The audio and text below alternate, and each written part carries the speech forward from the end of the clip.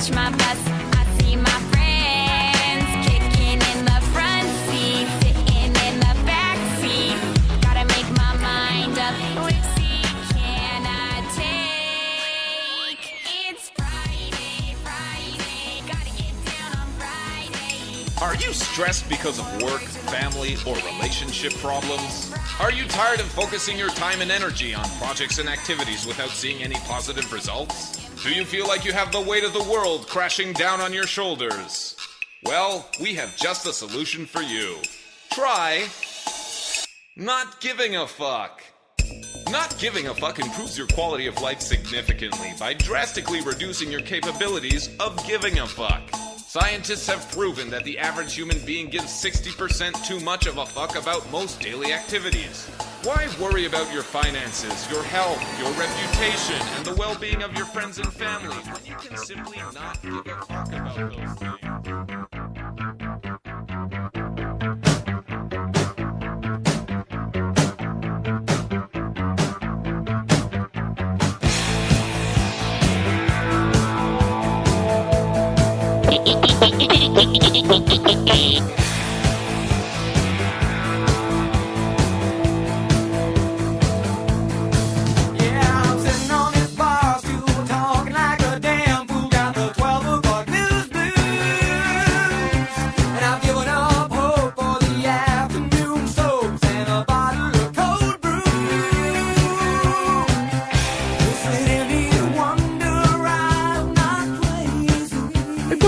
About me. Is it any wonder I'm saying it all?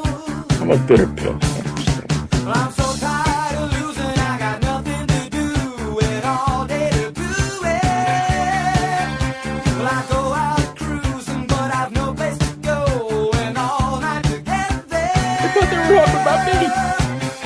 Is it any wonder I'm not a criminal? Is it any wonder I'm not in jail? Is it any wonder I've got too much time on my hands, taking away with my sanity? I've got too much time on my hands, it's hard to believe such a calamity. I've got too much time on my hands, and it's taking away from me. Time on my hands, taking away. Now I don't know what to do with myself.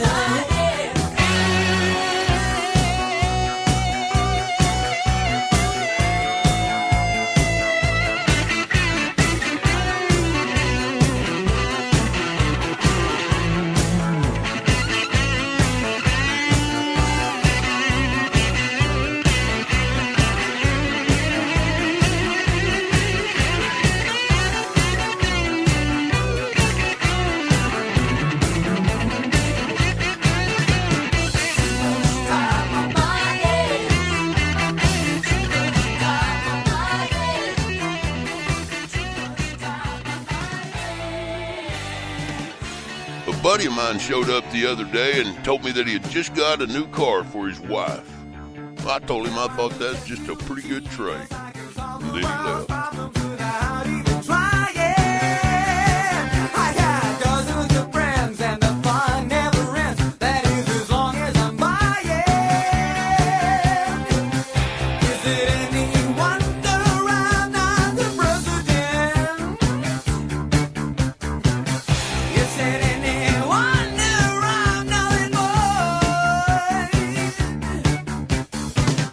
Is it any wonder I've got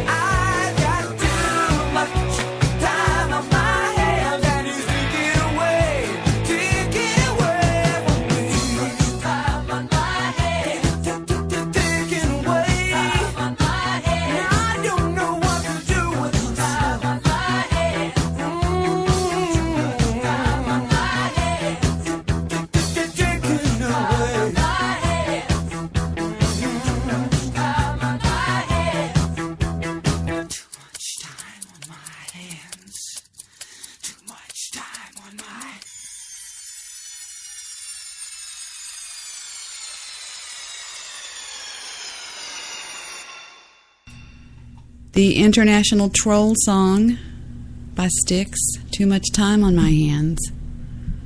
That, and of course, the other International Troll song, which I've told you many times reminds me of trolls more than even that song itself.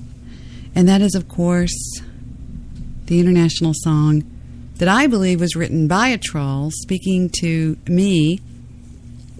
Me, it's all about me. But anyway, take a listen to this song and think about a troll talking to me.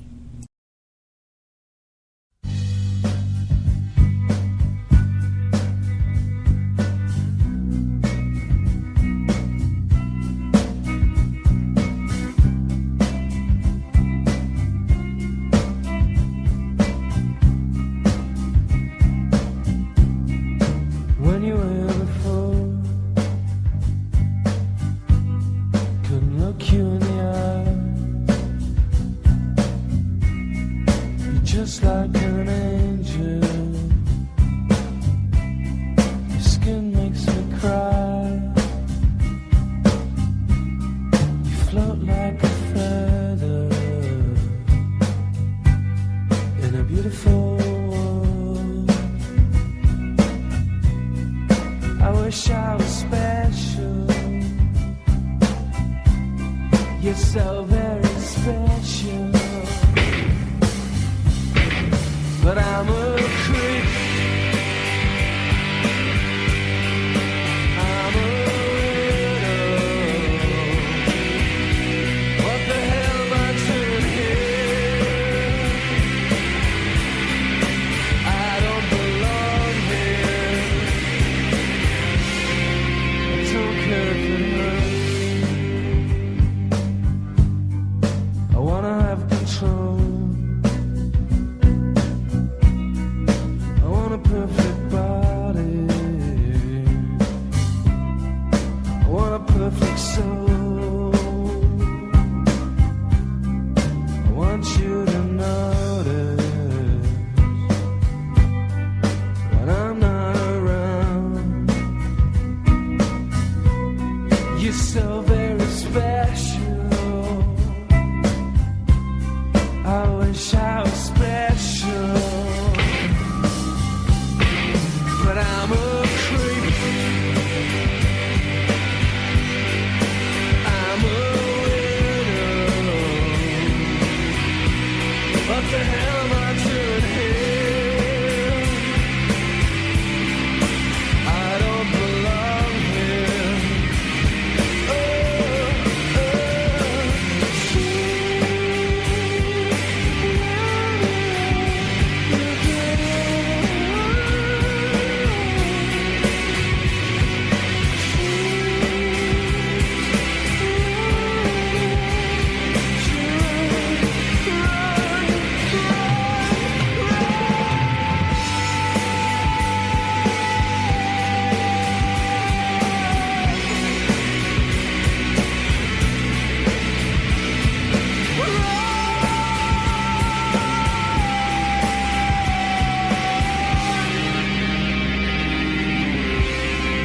whatever makes you happy,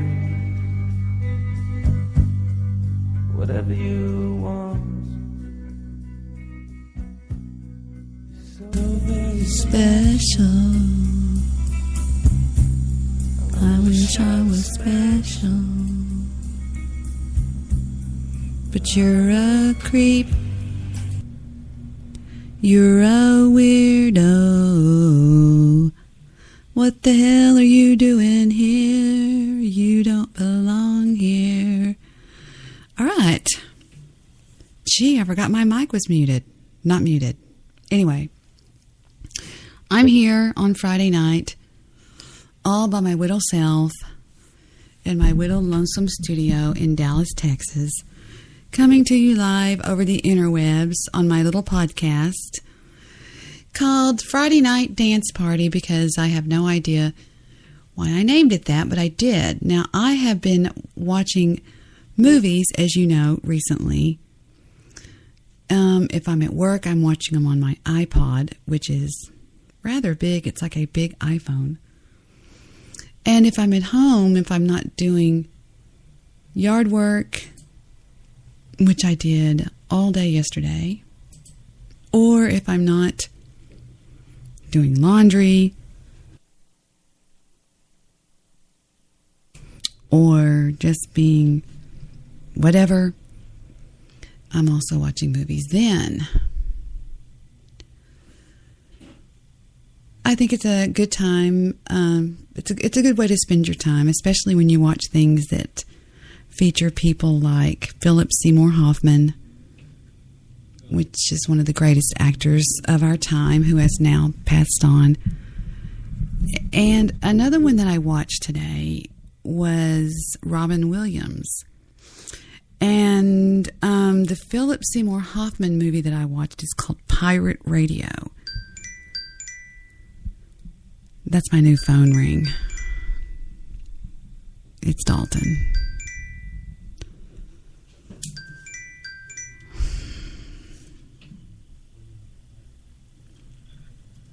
Hello? Hello? Hello. Hello? Hey, Dad. Who's this? It's Dalton. Dalton who? You know me. I know you. I know you. I know you. What are you doing? What do you want? You're calling me at a very special time. I'm on the air, the very number one radio station here. What are you doing? What do you want? Oh, that's what I was trying to figure out. Are you on your Spreaker? Yeah, I'm on my Spreaker. Yeah. I'll call you there. Okay, call me back. That was Dalton, everybody, on the iPhone. And I got tired of that ring, so I made it go ding-a-ling, really soft. And so, yeah, I was talking about Pirate Radio. Pirate Radio is a true story about, in the year 1966, rock and roll was at its... It was one of the greatest years in rock and roll history.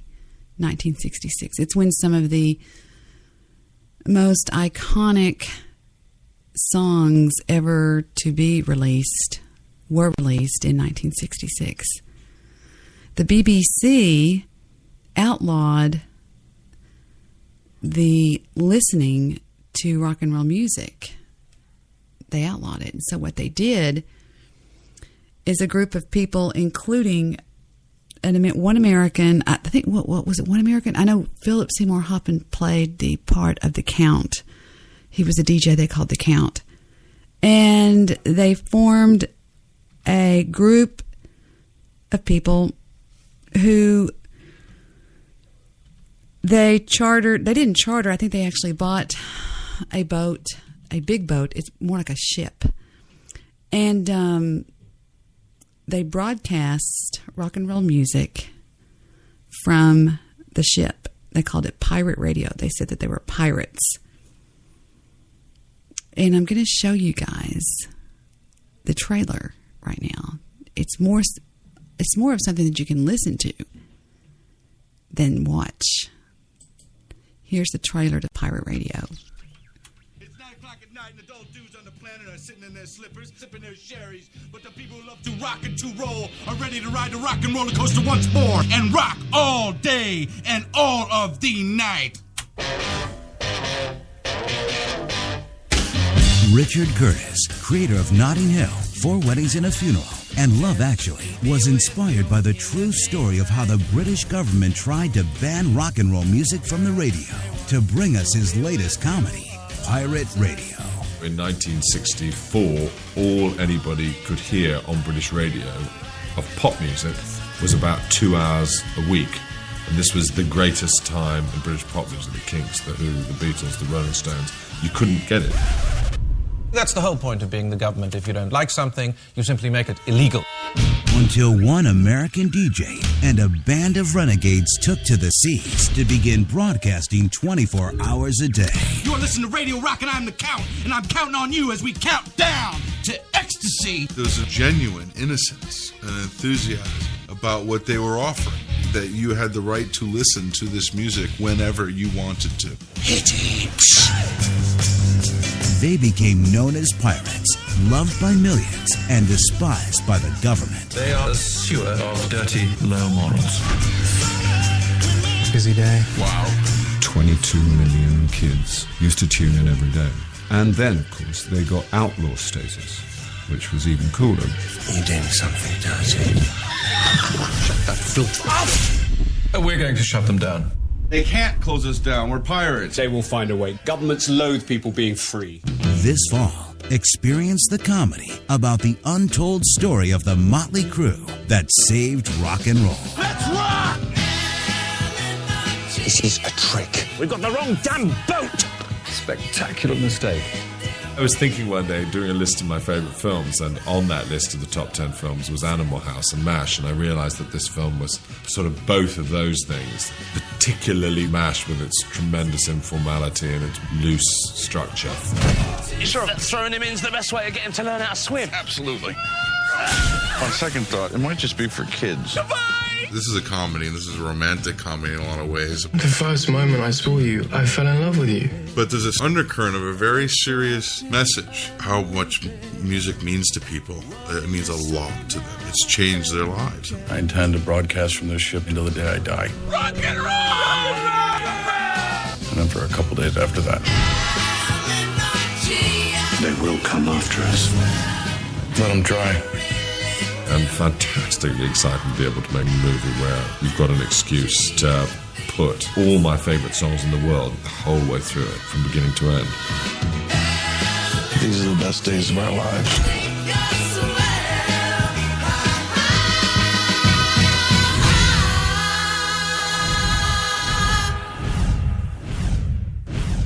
There you go. Now, I don't know how you're going to find this, but I highly suggest over the next couple of days you get your hands on a copy of Pirate Radio if you want to see one of the most brilliantly acted, fun... It's got a surprise ending, though. I'm not going to tell you what it is, but I'll tell you this. Look out for the ending, because it takes a wild turn, an unbelievable turn that you've never expected. And anything with Philip Seymour Hoffman in it... God, rest his soul, man. What a great person. Is brilliant anyway. And phenomenal. I think this is the real Pirate Radio right here. Let's take a listen. It's 3 minutes after 2 now. Ron O'Quett on the radio from Swingin' Radio England, home of the Boss Jocks and all that music. Golly. Gee whiz. Swingin' Radio England, where there's action. Action's out of the Hollies now, and Bus Stop, it's 3 after 2. Don't you know Boss Jocks play much more music? Bus Stop, West Stage. Let it go on record that Crispy and St. Peter's is the most Wow, talent. it's real Pirate Radio. Somebody actually saved a little bit of it. That's amazing. They actually show the ship. They're showing the actual ship of Pirate Radio. True story, and it's an amazing story. I love watching movies that are either... I was telling that to Mr. Midnight Movie the other night, that I love watching movies that are either based on true stories or... And I believe this one is actually, pretty much spot on. It's just an amazing movie. Really amazing movie. Like I said, I was watching it earlier this evening and I didn't get to finish it. I was out there in the midst of the family and making dinner and stuff like that. I didn't get to finish it, but no big deal. It's always going to be there, right? So why don't we do this? Why don't we take a look at some of the sounds from 1966 tonight while we're doing everything else we do. While we talk to people and while we do what we do. The fun things that we do around here. Now, remember I told you guys about that really cool website that was called I forgot the name of the website. It's where you can, wait a minute, top songs. Let me see if I can find it. It's something like your own personal radio. Remember what was it? Hold on. Okay, hold on, Dalton. Let me see if I can find it. Remember, it was on Billboard magazine or something. It was like Billboard's Top 100 of 1966. And it automatically had like your little radio thing on there that you could do. It was like a radio. I think this might be it. It was pretty amazing. And I can't even remember it. Well, we'll find it. All right. It is called, I think I just found it, Billboard.fm. I think. Maybe not. Bus stop, what day she's there, I say, please share my umbrella. Yeah, 1966 looks pretty cooler if you ask me. There's not many bad songs on there. I wish the hell I could find that thing I did. What was it called? It was something like Billboard something. Billboard.fm. Listen to all the hits. Oh, I just found it. All right, from 1966. This is the coolest website in the world. It is called Billboard.fm, and it is a little bit of the top 100 songs from that year, and this is the ones from 1966.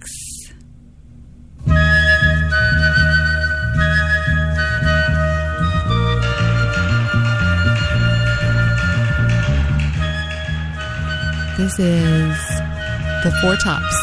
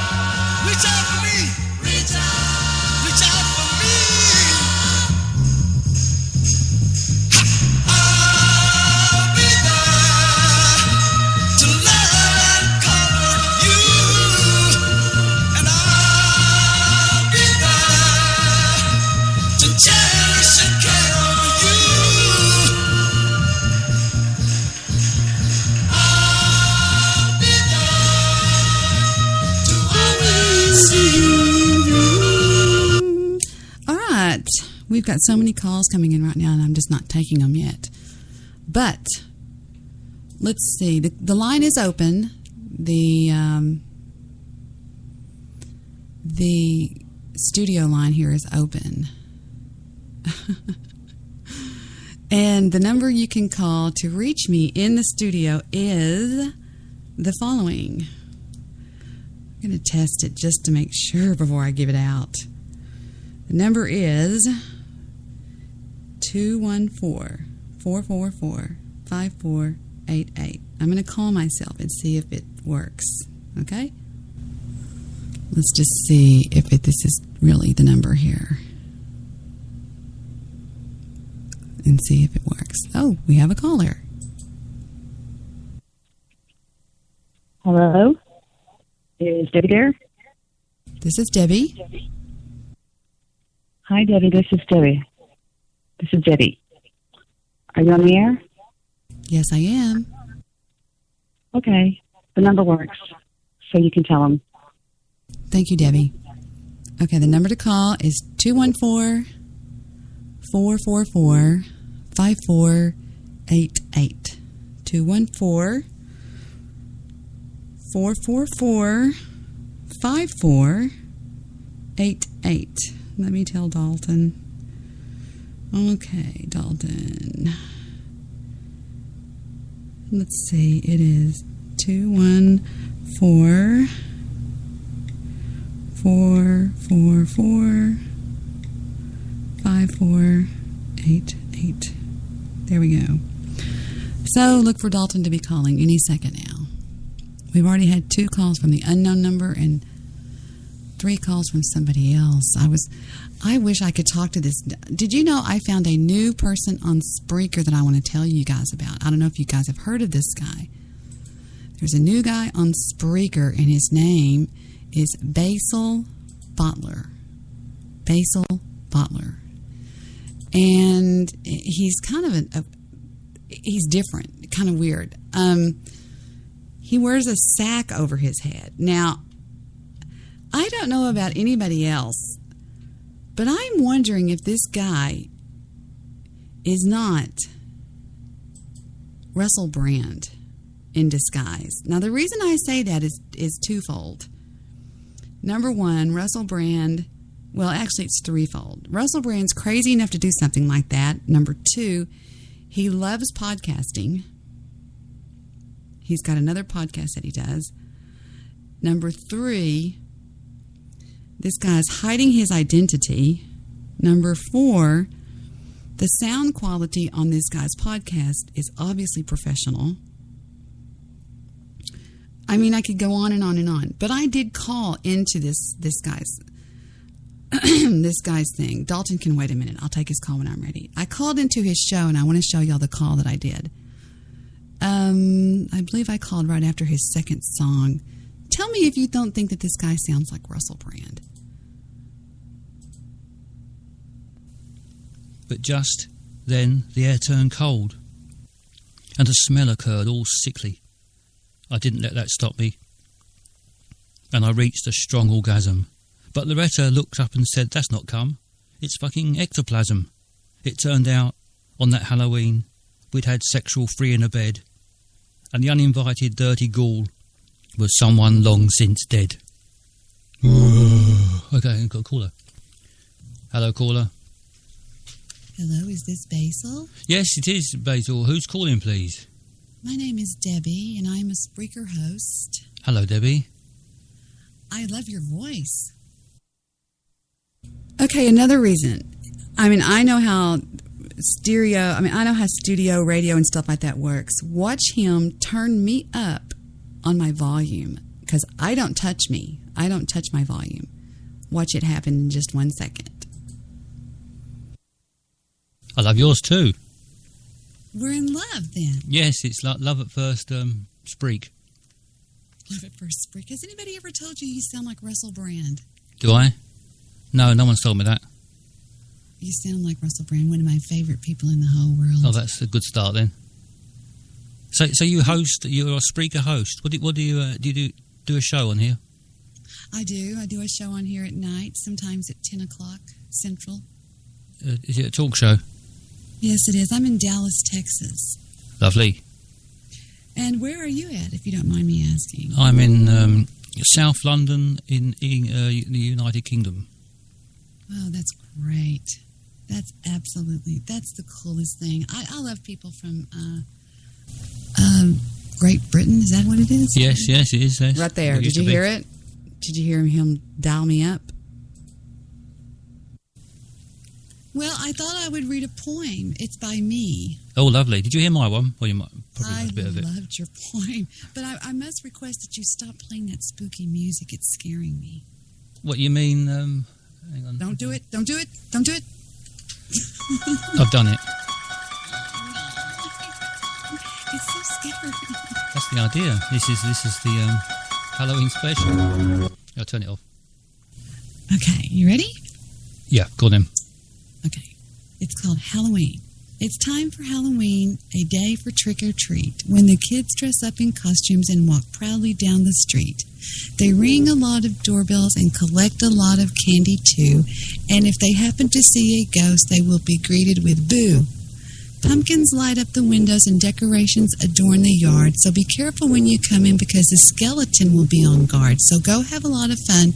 Don't have any fear because it will soon be over and you'll have to wait till next year. That was very good. I enjoyed that.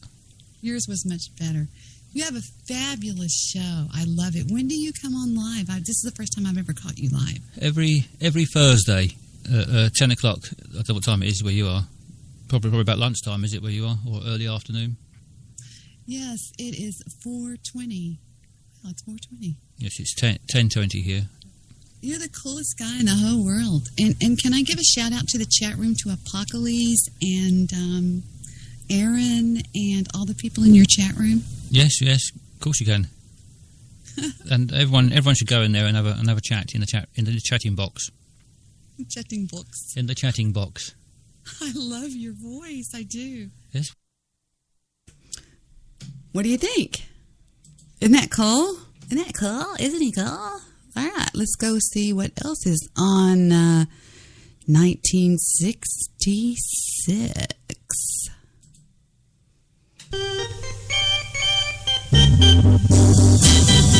Okay, everybody skate backwards. Too many teardrops for one heart to be crying. Too many teardrops for one heart to carry on. You're way on top now since you left me. You're always laughing way down at me. But watch out now, I'm gonna get there. We'll be together for just a little while, and then I'm gonna put you way down here, and you'll start crying. 96 tears. Cry.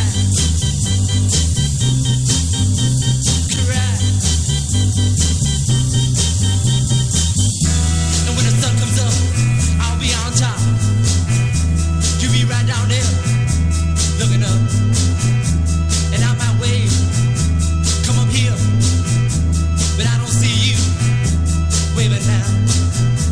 I'm way down here, wondering how I'm gonna get to you, but I know now. I'll just cry, I'll just cry. Too many teardrops for one heart to be crying. Too many teardrops for one heart to carry on. You're gonna cry 96 tears. You're gonna cry 96 tears. You're gonna cry now. You're gonna cry 96 tears. Come on, let me hear you cry now. 96 tears. I wanna hear you cry. Night and day, yeah, all night long. 96 tears. Cry. Come on, baby, let me hear you cry now. All night long. 96 tears, yeah. Come on now. 96 tears.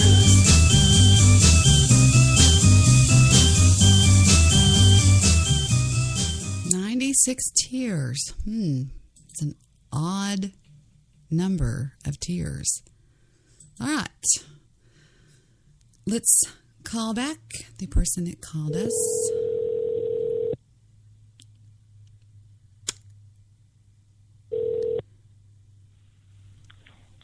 Hello. Hello, may we speak with Dalton? Yeah, this is my direct. What? What did you say? This is my cell phone, so. I know it is. I was just playing with you. What are you doing? How are you doing? I'm pretty good. I'm just relaxing. That's Talking to good. you. That's good. That's good. How's everything going? Pretty good. Any- I'm sure I'm on the air. Oh, yes. By the way, I'm sorry. I forgot to tell you that. Yeah, we're on the air. How is anything new in your life, or everything pretty much copacetic, or what? Me and Erica are talking a lot. You know, it's not a bad thing for you to go out with other people. It's not like you're stuck with Emily for the rest of your life. I know. I actually have her on the other line. Can I put her in? Sure. All right, hold on. I wonder which one, Emily or Eric.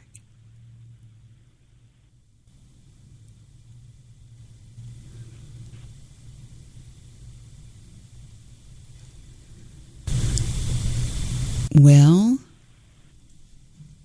while we wait on Dalton to do... Yep. Hello? I'm getting ready to go to sleep. Yep, can you hear me? I can hear you. All right, I got her. Erica? Yes?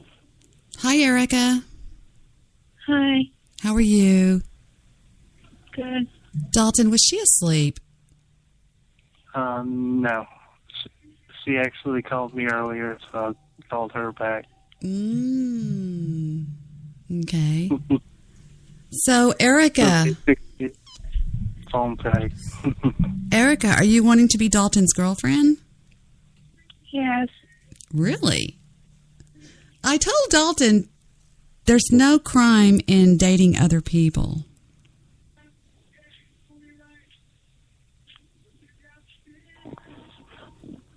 And I agree with you. I mean, I think, you know, he's been with Emily a long time, and there's nothing wrong with dating other people. I think that's perfectly normal. This is actually, since I knew I was going to lose the call. He'll call back. It was just choppy and chumpy. Let me check my chat room and see what's going on in my chat room. My chat room. Chris Nelson, please call in. Yes, please. Somebody call in, please. Yes, it's the real me. Is that the real you? Apocalypse, hello, how are you? Please, somebody call me. Somebody call me. I'm just going to play music all night. I just got through playing 96 Tears, and I'm going to try 97 Tears. It's going to be more than that. I'm just going to sit and cry if y'all don't call me.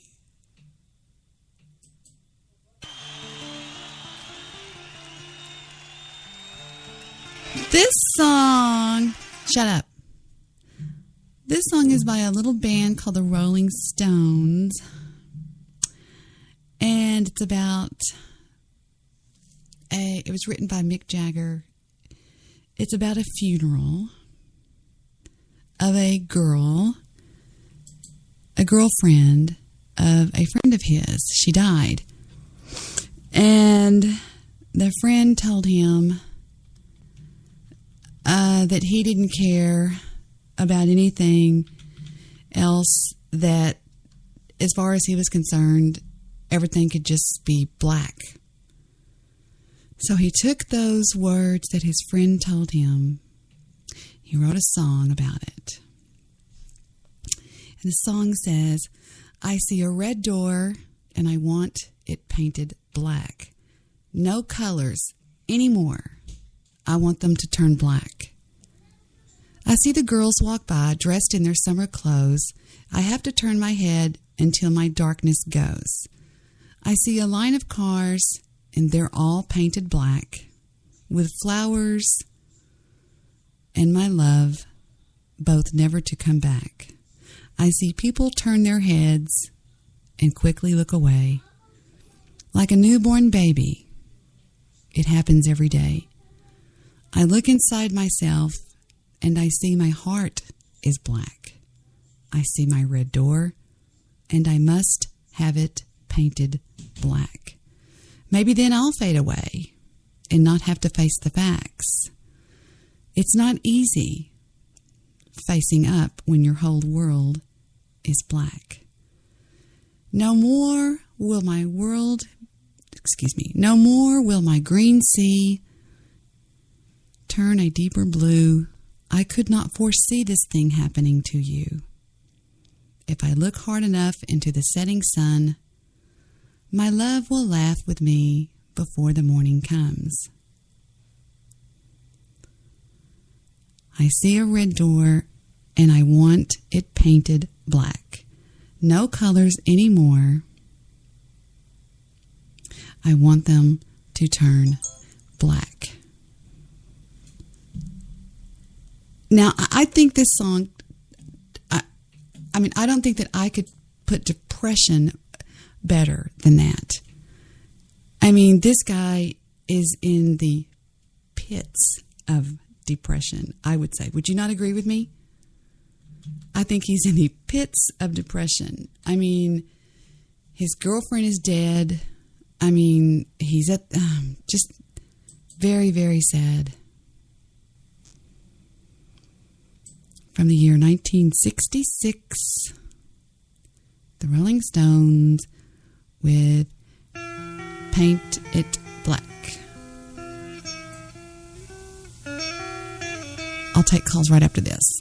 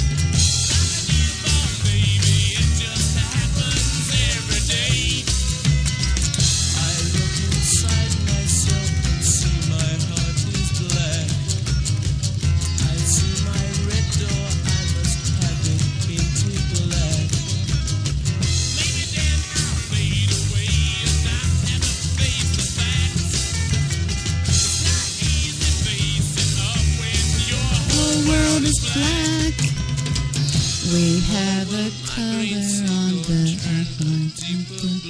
We have a caller. Hello, caller. Hello, caller. Me again. Hello, Dalton. Somehow I lost you. Yeah, something happened.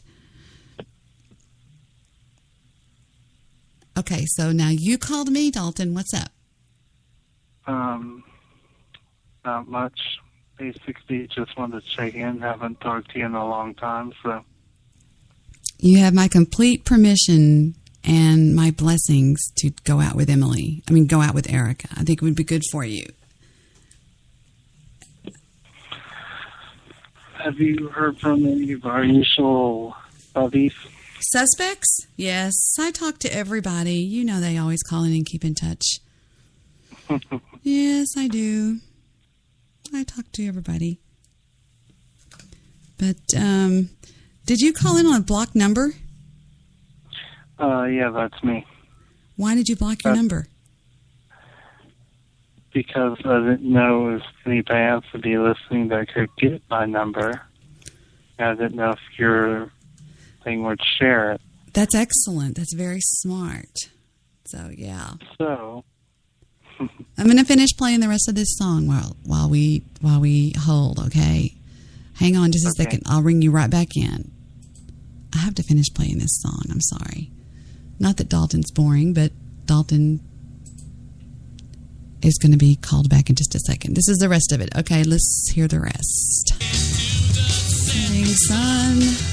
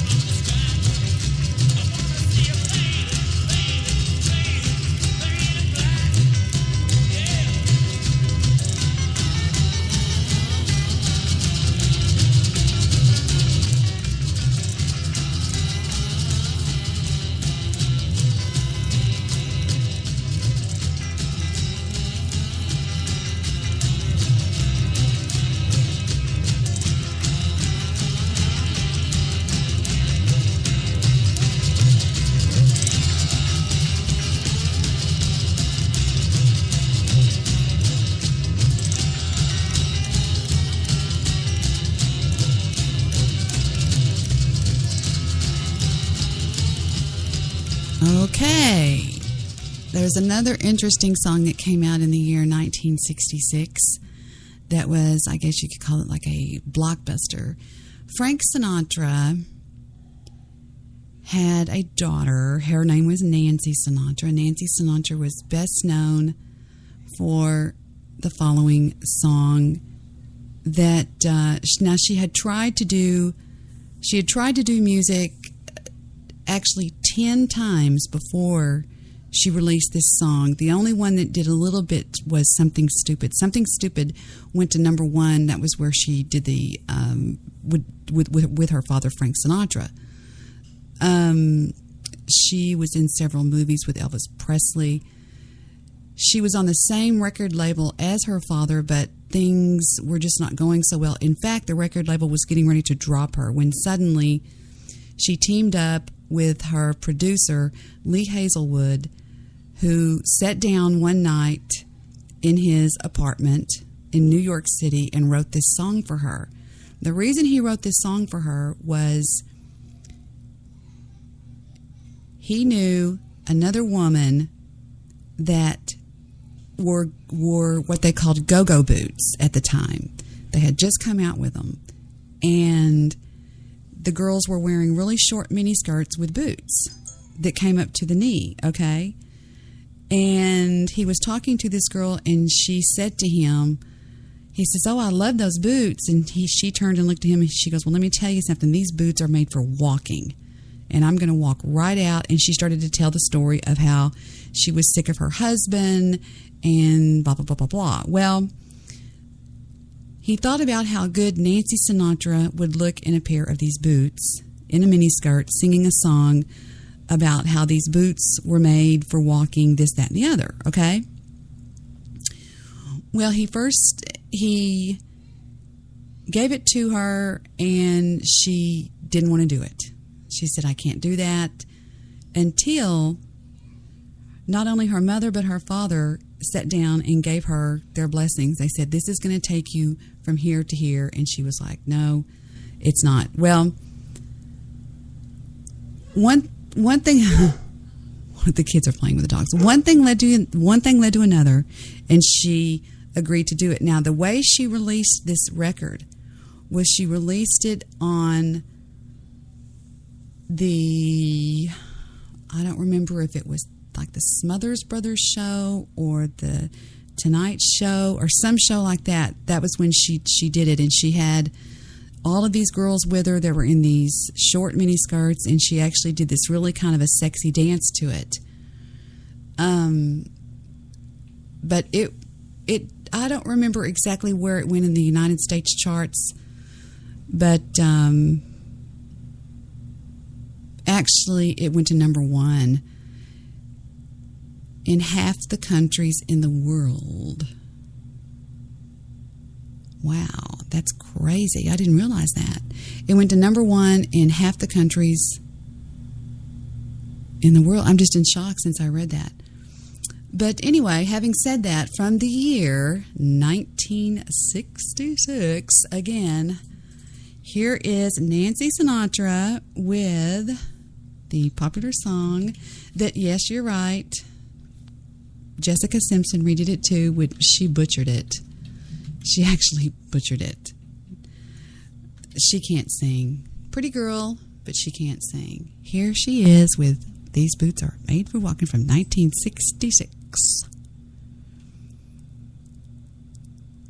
1966. These boots are made for walking. Sorry, my computer's not working with me tonight.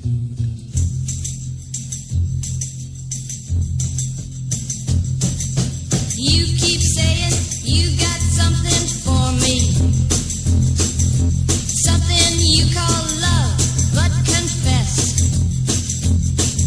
you've been a messin' where you shouldn't have been a messin', and now someone else is getting all your best. These boots are made for walking, and that's just what they'll do. One of these days these boots are gonna walk all over you.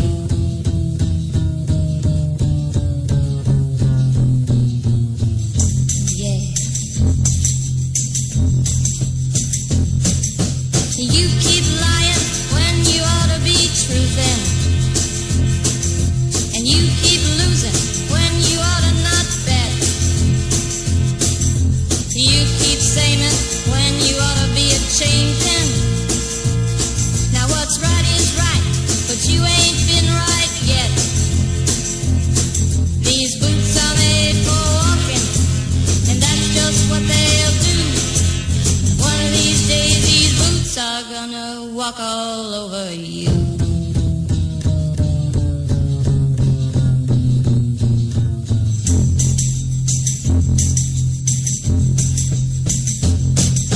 You keep playing where you shouldn't be playing, and you keep thinking that you'll never get burned. Ha! I just found me a brand new box of matches, yeah, and what he knows you ain't had time to learn. These boots are made for walking, and that's just what they'll do. One of these days these boots are gonna walk all over you.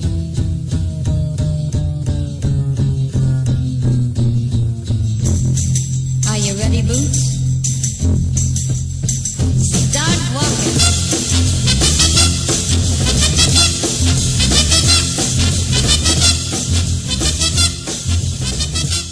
There you go. From 1966 also, These Boots Are Made for Walking. I sound like a radio DJ right now. Dalton is blowing up my Skype like I've never seen anybody blow up my Skype before. I mean, I like talking to Dalton, but Dalton just doesn't bring anything to the show. He just kind of sits there, and his line has always got a lot of noise on it, and I'm just like, okay, if he wants to call in and talk about something in particular, then I will be happy to take his call. But he just calls in and just says hi, and he just sits there. So, again, nothing personal, but I'm not going to do that. I don't care if it was my own son. I'm just like, if you don't have anything to say, then just listen. So anyway, foo-foo, no.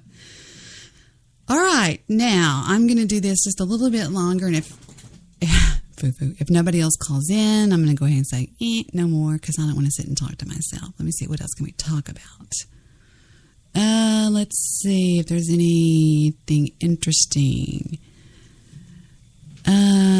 So yeah, I think that is really good. 1966, I agree, was probably the best year for rock and roll in the history of rock and roll. I mean, as far as nowadays rock and roll, I mean, I do listen to the new music. I keep my dial on 102.1 in the car a lot, and 102.1 plays a lot of the newer music. It's kind of more like a techno type. I don't know how to describe it, but I listen to that. But I mostly listen to a lot. If I'm in the car, I'm usually listening to playbacks of my show, older ones, or I'll just randomly pick one because it is good. It is good. It's a lot. I think it's a good show, and it's not me that I'm bragging on. It's the show. It's the people that call in that make it interesting. And there's been times I've had panels of 8 people on the call, and it has gone just great. And for example, the show that aired on March 26th of last year, it says, Mr. Midnight Movie, David, Stabby McHugs, Goofy Bone, Laszlo, and Dave from Chicago join me for a fun show of laughter and talk. Let's take a listen. Let's take a listen. But first, let's skip the intro like we always do. That's right, Fufu Latouche. And I'm not calling from Colombia. No. Oh, it looks like we have a call here from Fufu Latouche, one of my biggest fans out of Colombia. Peoples of Daily Debbie Show, please listen for me. For following announcement, I come from Colombia. I am now in Yorque Nueva. We had some boys down there that have come with us. And we are, how you say, pretty pissed on. We are pissed on you for treating Daily Debbie not so beautiful. I want to tell you people something for me right now. Mr. Daily Debbie is a very, very, very a beautiful, wonderful person. In Colombia, her show was a number 3. Okay? We had to charter a plane. It's very, very hard to get on, how you say, the American airline with pistols and guns. We had to get a charter plane. We made it here. And I want to tell something for you peoples in Talking Block. We brought some boys, okay? We brought Fernando, Horatio, we brought the Beto, we brought the little boy we call Aquila, and we brought little Fernando, we brought big Beto. And no, my sister Fifi is here. Fifi is in the other room, and she will not be bothering me on telephone. Mamacita, she not come. She stay home. She said finally she have a good time. We have to bring all the brothers and all the sisters. Now this is the way we're going to do this, okay? You're going to be nice to Daddy, or you will get a little visit, a little knock on your door, a little ring-a-ding-dong from the ding-dong bell. And we're going to say, hello there, peoples that are being mean to Daddy. We are from Colombia. We are not happy for you, and you have pissed on us. We are going to take many times for you, many times for me. I am from Colombia. My name is Fufu Latouche. I am in the phone directory under Touche. I got a sister, her name's Fifi. She's no good. She's no good for you. You want to talk to Fufu. Fufu is the head of this familia. And let me tell you something, peoples of the American States. We are here now. We are breathing your oxygen.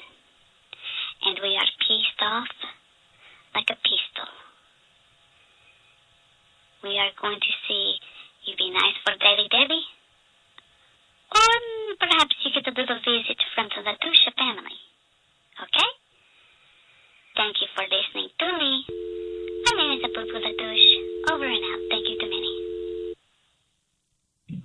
You heard it straight from Fufu.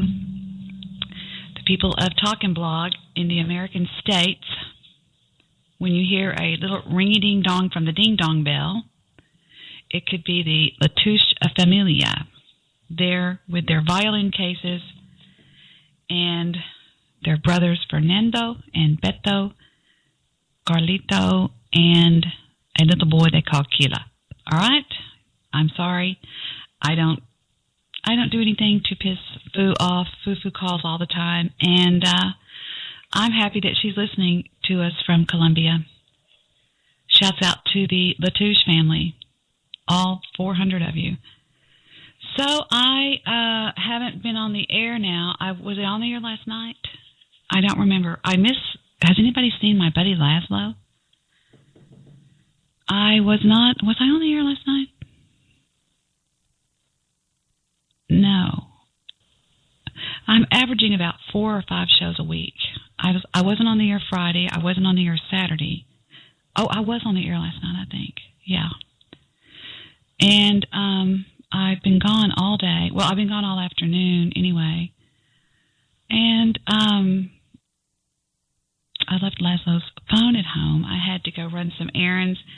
And I stopped by into the little radio station and dropped off a CD with something in it for them from me and a little cover sheet, and it looked really, really neat the way I did it. I went to this place downtown Dallas where they sell supplies, office supplies, and they have an entire section devoted to resumes and curriculum brutales and things along those lines. They have got they've got a small section where you can pick out little packaging where you can send demo tapes of bands, of all kinds of things like that. Well, the one I picked out it looks like just a folder like you would have in school, a manila folder or whatever. And it's black, but the CD actually is on the front. It has a little plastic thing that you put the CD in, and you open it up in a very pretty way. There's an introduction letter. So keep those fingers crossed, boys and girls. We'll see what happens. We will see what happens. Now, if we get a gig on terrestrial radio, of course it would not affect our shows here because we will already have been off the air. But it will affect our pocketbooks. Not by much. Nobody ever got rich on terrestrial radio. Now, my uncle did, but he owned the station. But there you have it. So what is everybody doing today? How is everybody doing today? Nothing major happening on this end of the woods of hatred, as they say. There's not much happening over here. So why don't we do this? Why don't we go to the board, check on the board, see what's going on over there, and if not, let's go ahead and pick up the ring-a-ding-a-ding-dong and see what's popping over at Lazzy Pop's. Let's check Lazzy Pop's show. Hold on. 47. And let's get that dialing. Boys downstairs. Who's down there? Rodney or Chuck? Who do we have tonight? Who do you think it is? You saw me drive up about an hour ago. Chuck. Then why did you say that? I was just making conversation. Can you just please get Laszlo on the phone? Yes, ma'am. Y'all never heard Rodney. Wait till you hear this guy. They call him Rod. We'll see if Laszlo's in. Blog Talk Radio. Welcome to Blog Talk Radio. If you desire to speak to the host, please press 1 at any time, and the host will be notified that there is a caller in queue. Otherwise, please hold and you will be able to listen to the show. Here's what I have to do. I have to get my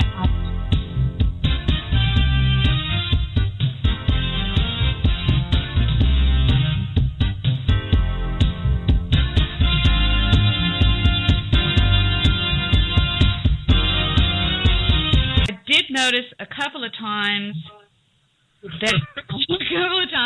he'll say things to me that are like, ooh, that was below the belt with you. He'll say, like, you are not capable of being a racist. You are not capable of thinking that deep.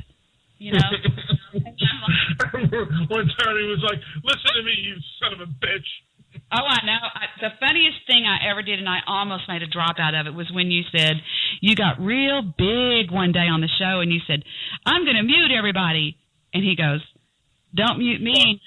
He goes, I will if you said I will if you start talking. He goes, don't you mute me. And you said something. He goes, well, you go, well, then hang up. He goes, well, then fuck you. And hung up. Well, he habitually talks over me. And, you know, I don't like the insults, but I cannot stand when he habitually interrupts me. Okay, let me ask you something point blank that I think everybody wants to know. Why don't you insult him back? Is it not in your nature? Well, I do. I call him a narcissist, which I think is partially true. He's either an egotist or a narcissist. I think he does have some form of personality disorder. I'm convinced of that. Do you think you've ever met anybody that's not a narcissist? No, because I haven't described that for you. I haven't. He's the only one that I described the word narcissist to. I've heard you say Goofy Bone's a narcissist. I've heard you. Well, no, okay, take that back. Goofy Bone and Mr. Solution are two big narcissists. They're the only two that I mention as narcissists. Really? Mr. Solution go, really? Really? Well, fuck you. You're the narcissist. He was so funny tonight on that debate, which I hate to bring that as such a sore subject. But when I first picked up the thing, he goes, hi, yes, I learned that in debate class. It was horrible. You do realize he was dropping hints that he had been taking debate courses and stuff, and then he goes, I said, well, I'm mad at you as producer because in the last 24 hours, wah, wah, wah, like a little bitch, he's been saying many things in the chat room. He goes, oh, I'll handle that. Not really. Or what did he say? He was just horrible. Right when I first picked up the phone that night, and he was there. Jewish producer or Mr. Solution? Mr. Solution, dear. Mr. Solution. Yeah. Yeah. I think it was an ambush on Joe that night, and I want to apologize for that. After I listened to it, it was kind of an ambush. It was, and then it was. I think it was, but I don't think it was quite as bad as it was made out to be. What? Oh. Sorry. Guess who's on the switchboard? Is it the man? Well, no, but somebody else that you like. Let me see if he'll talk to you. I'll unmute him. He's kind of a man's man. He doesn't really like hanging out on girl shows. We'll see if he wants to speak. We'll unmute him, see what he says. No. I have nothing really to say. If you have a question or something you want to ask me, that's fine. But okay. He's not even paying attention. He's watching TV. Yeah, I do other stuff. Okay. Ladies and gentlemen, this is me interrupting that show that we're listening to. The following voice that you're fixing to hear is none other than Stabby McHugs. Was Stabby McHugs. Oh, Stabby. Stabby never talks. He goes, no. Stabby never talks. Stabby agrees with me and then he disagrees with me. Oh, I know, but I love to hear Stabby when he starts railing on you. I think that's hysterical. Well, yes. Well, yeah. I was watching a show tonight over at my daughter's house, and I thought about you. I bet you would love it. It is a show called, I don't remember the name. I had to ask Heather. It's a show where there's like 9 black girls living in a house. It's a reality show. They're living in a house. Oh, God. And all they do is scream and yell and fight and go ghetto on each other. And it is something to see. I wonder if one of these Skype callers that's holding is Mr. Solution. Let's see. Mr. Solution, is this you? Let's just take a listen. Hold on. No. What about this Skype caller? Is this you, Mr. Solution?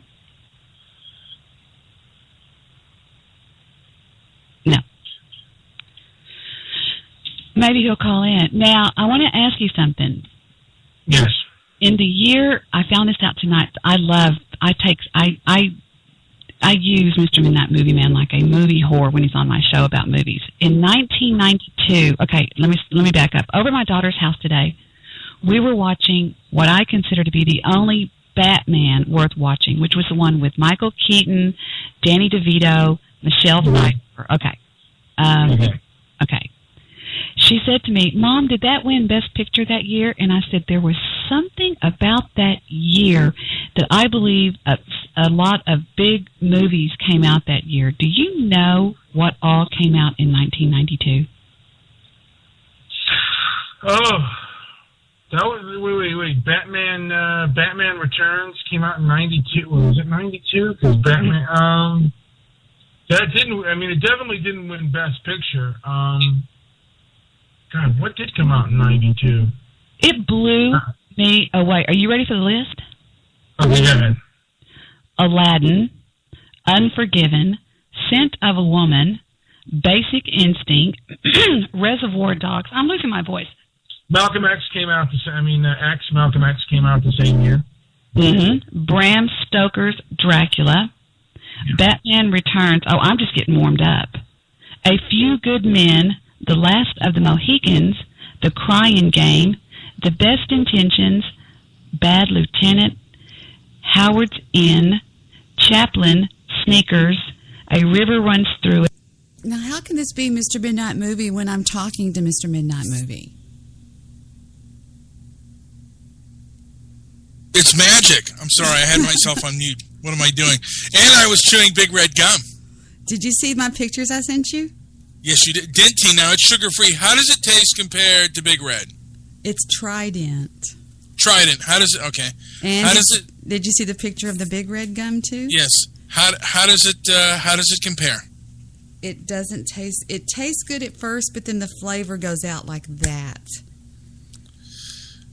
Well, when you're diabetic, you have to. I know. It sucks, Debbie.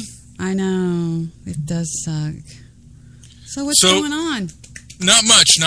I listened to a little bit of the show, and we were talking about my favorite character on Blog Talk or Internet Radio altogether, the superstar himself, Mr. Solution. And He loves you. Yes. He loves you. I bet. And I have called him a black Nazi. I called him a sea face, which you know what it is, and every name in the book. And I even suggested that he have sex with animals. So, and he doesn't. I don't understand why he never calls back anymore after that. After that debate. He never called back after that debate. For some reason, he quit calling after that debate. Yeah. Well, which whatever. is fine. Whatever. Yeah, whatever. I don't care. I mean, I'm not going to beg him, you know. And you don't want to, I'm interested, because I do like it better when he writes in, because then there's no interruption of me. Well, okay. Well, there you go. Maybe he'll do that. Well, he did write you a Skype letter, and you didn't read it. You still weren't going to do it. Sorry about that. I was looking. Stop that! I was looking at a show that says Mr. Midnight Movie, Mr. Solution, Goofy Bone. A little bit of everybody looks like called in this night. I was going to see if Mr. Solution called in and was jumping all over you. Let's listen for a second and see. So, yeah, I got lost somewhere. Well, we'll start over. It's really, I'll go real fast. Number one. All right, put in the first three letters of your phone number. Yeah. Not your area code. Okay. And I'm waiting on this thing to go by. About it, yes, with friends that I know, or no, I don't have sex. I wear neon. Ouch. I took a blunt with me, and he smoked it. I don't smoke, but he smoked it in the car. But you know what scared me to death? Is he was just sitting there at the red light with that blunt hanging out of his mouth. When he said hi to me, I was like, oh, my gosh. Well, my son is going. Well, of course, I come to Debbie's show periodically, and my son is having a show tomorrow morning, and I plan to be there. Although I have to take my bike in to get some repairs, but I do plan to be there. What kind of bike? You should own a car. We have a request from the chat room for me to read a part of the chat, so I will only read what I can see, and it starts out with... Hey, Mr. Midnight Movie, are you still there? I'm still here. I'm listening to that monster. Okay, Every hero needs a villain. And okay, listen to it for about the next 3 minutes, because I'm going to go I'm drinking hot tea, and I want some iced tea. I'll be right back, okay? Okay. Okay, so I won't be here for a second. All right. Katie Girl says, I don't care if trolls are here or not. Like I said, you do your thing and I'll do mine. Monkey Shoe says, laughing out loud at Goofy, talking to himself. Stabby McCoy says, that's fine. Just quit griping and have some fun. Stabby says, you're a goddamn downer. Mr. Midnight Movie Crew says, Johnny Cush should have called the cops on her that one night when she made the threats on his show. Heather time is fat time. Fat time, says Monkey Shoes. I can't do good Johnny Cush for very long, says Stabby McCoy. Did anyone get confirmation if Heather does blank or blank? Monkey Shoes. The first time Laszlo did that, he had me fooled for sure. That movie show, says Debbie. Oh my gosh, says Katie. Sounds like blobby fish. I know Todd Morris is watching from his holy domain. The Dominus Morrisum, Stabby said, and they both have nothing to say anyone wants to hear. Goofy sounds partially sober tonight, says Monkey Shoes. 80 Women of the Year. That sounds like a subscription to Playboy, says Monkey Shoes. Mr. Midnight Movie. Thanks, Monkey Shoes. Mr. Midnight Movie Crew says, hump 'em and dump 'em. That's all they're good for. Oh, my gosh, says Yvette Scott. Sign of the Apocalypse. Goofy Bones sex tape. Anyway, that's about all I'm going to read. I just have a question. Mr. Midnight Movie Crew, is that associated with you, son, or are you just Mr. Midnight Movie? No, they picked up on me. I don't know... I don't know if it's an honor to have them, if they're mimicking me or if they're... Well, wait a minute. Let me answer that for you. You know, that's his version of the KKK. Instead of the KKK, it's the MMM. Oh, Goofy Bone. You sound like President of La Raza right now. He's there on San I'm Jose's sticking campus. up for my white brethren who are out there risking their lives just so they could get on the news like a bunch of stupid kids. Mr. Movie Crow said Mr. Slave is on the phone. Who's Mr. Slave? Well, Stabby McCuck says, I prayed for Reverend Todd and I got the devil solution. You guys don't know who Mr. Slave is? Wait a minute. Yeah, everybody needs to respect Mr. Solutions. This man comes on here and throws out nothing but education to us. And we should be thankful for him.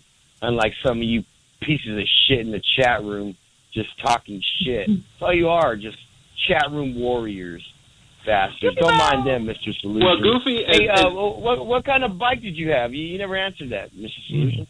Oh, I just have I just have a nice bike. It's okay. No, we're talking about a bicycle, right? Oh, sure. Yeah, it's a 20. I'm shooting for a 25-inch frame. Currently, I have a 22. I need about a 25. That way, I won't have to extend the seat. But let me say this: cyber harassment, sociopaths, and bathtubs.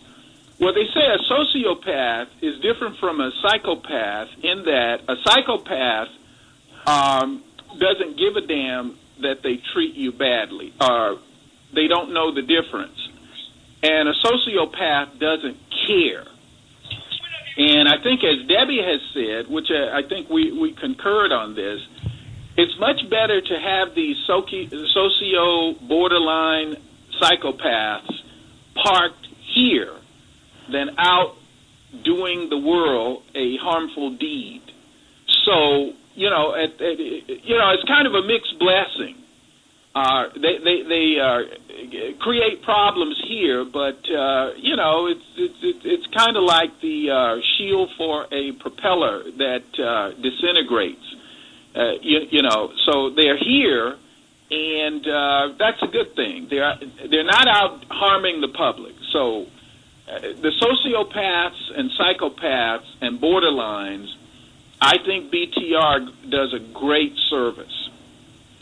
I would concur with that. And it's like we've said before, BTR does do a night, especially the nighttime, they do a service by keeping them off the streets and keeping them. Right. That's right. Yeah, that's true. You know, I could be on the street shooting people, but no, I'm, you know, providing entertainment to, you know, whoever listens to me. They keep the crime rate down. Well, yeah, San Jose is thanking Blog Talk Radio right now. Mm-hmm. Well, I think internet porn does a lot of that too. Mr. Midnight Movie, you did say to me one time.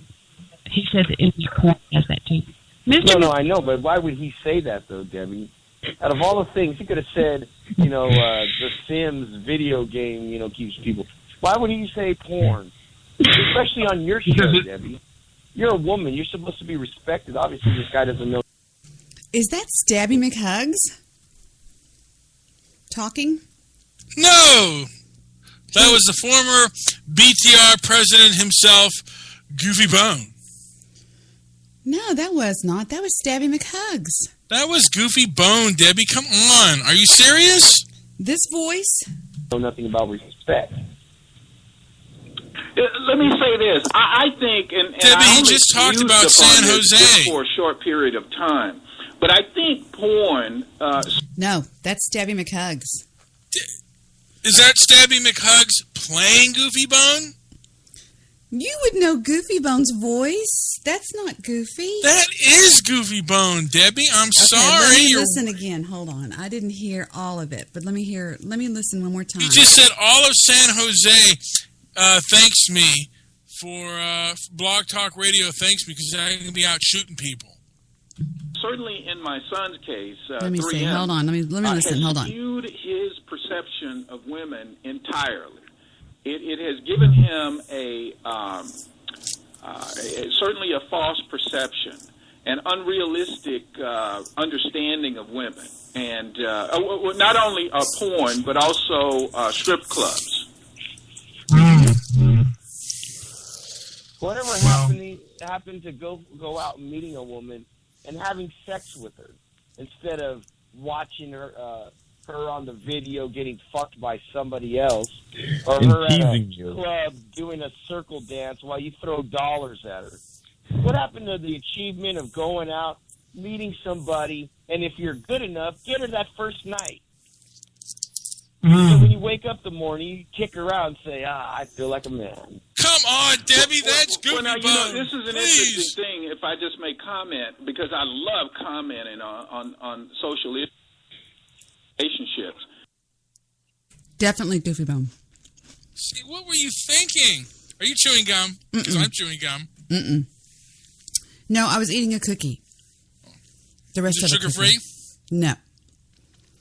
You know, the same group that makes those lemon chiffon, they came out with a new pumpkin cookie. I can't find it again, but they're delicious. I'll eat the lemon ones all day long. I'm going to try to find if I find the pumpkin ones, I'll send you a couple of boxes of them. There we go. Yeah, that was definitely Goofy Bone. Was he schmoozing and siding with Mr. Solution like he always does? Yeah, he was. He thinks Mr. Solution is brilliant. Was Mr. Solution ever nice to you? Ever? No, it got you know what? It got progressively worse. But I'm saying, was there ever a time that I said, this is Mr. Midnight Movie, meet Mr. Solution? What was it that caused him to hate you more than anybody else on the radio? My No White Guilt show. He listened to that. Because I actually thought he was a black conservative. And he is somewhat conservative, but he stands by his black race pretty strong, and anybody who says anything against it, he's not going to like. He doesn't hold himself out as a black man. He doesn't, but okay.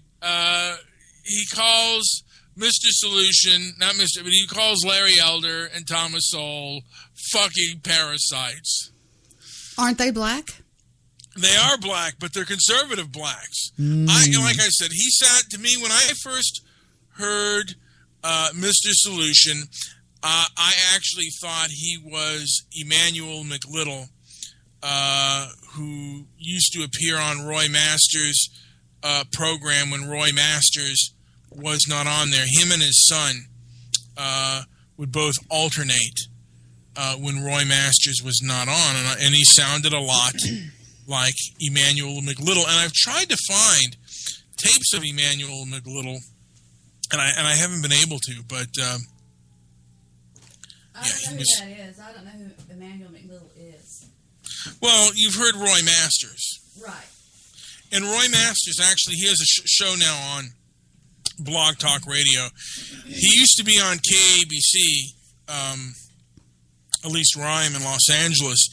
He used to be on there late at night, and now he's just on Blog Talk Radio. And he does his advice line show, Roy Masters. I didn't know that. Yeah. Sorry. Yeah. So, and like I said, I thought he was a black conservative, and it turns out that he is anything but. And I have my suspicions about him. I think he's. Okay, now isn't a conservative defined as somebody that wants to keep things the way they always were, meaning conserve? Yeah. And a liberal is one. A liberal is the one that wants to just change with the changing times. Yeah. I mean, and today a conservative is basically more fiscal conservatism. I mean, as far as politically, I mean, that's the exact definition. But because most conservatives, they want to keep things the same. They don't want too radical of a change because they feel it could upset the apple cart. And liberals are more like, let's change health care, let's change this, let's change that. And on that level, Mr. Solution is very much a conservative. On the level of civil rights, he's probably somewhat of a flaming liberal. Or at least he sounds like one sometimes. Why else would he say Thomas Sowell and Larry Elder are fucking parasites? So Thomas Sowell and Larry Elder believe the polar opposite of how he believes. Is that right? Yes. Okay. Just checking to make sure we're copacetic here. Well, just because...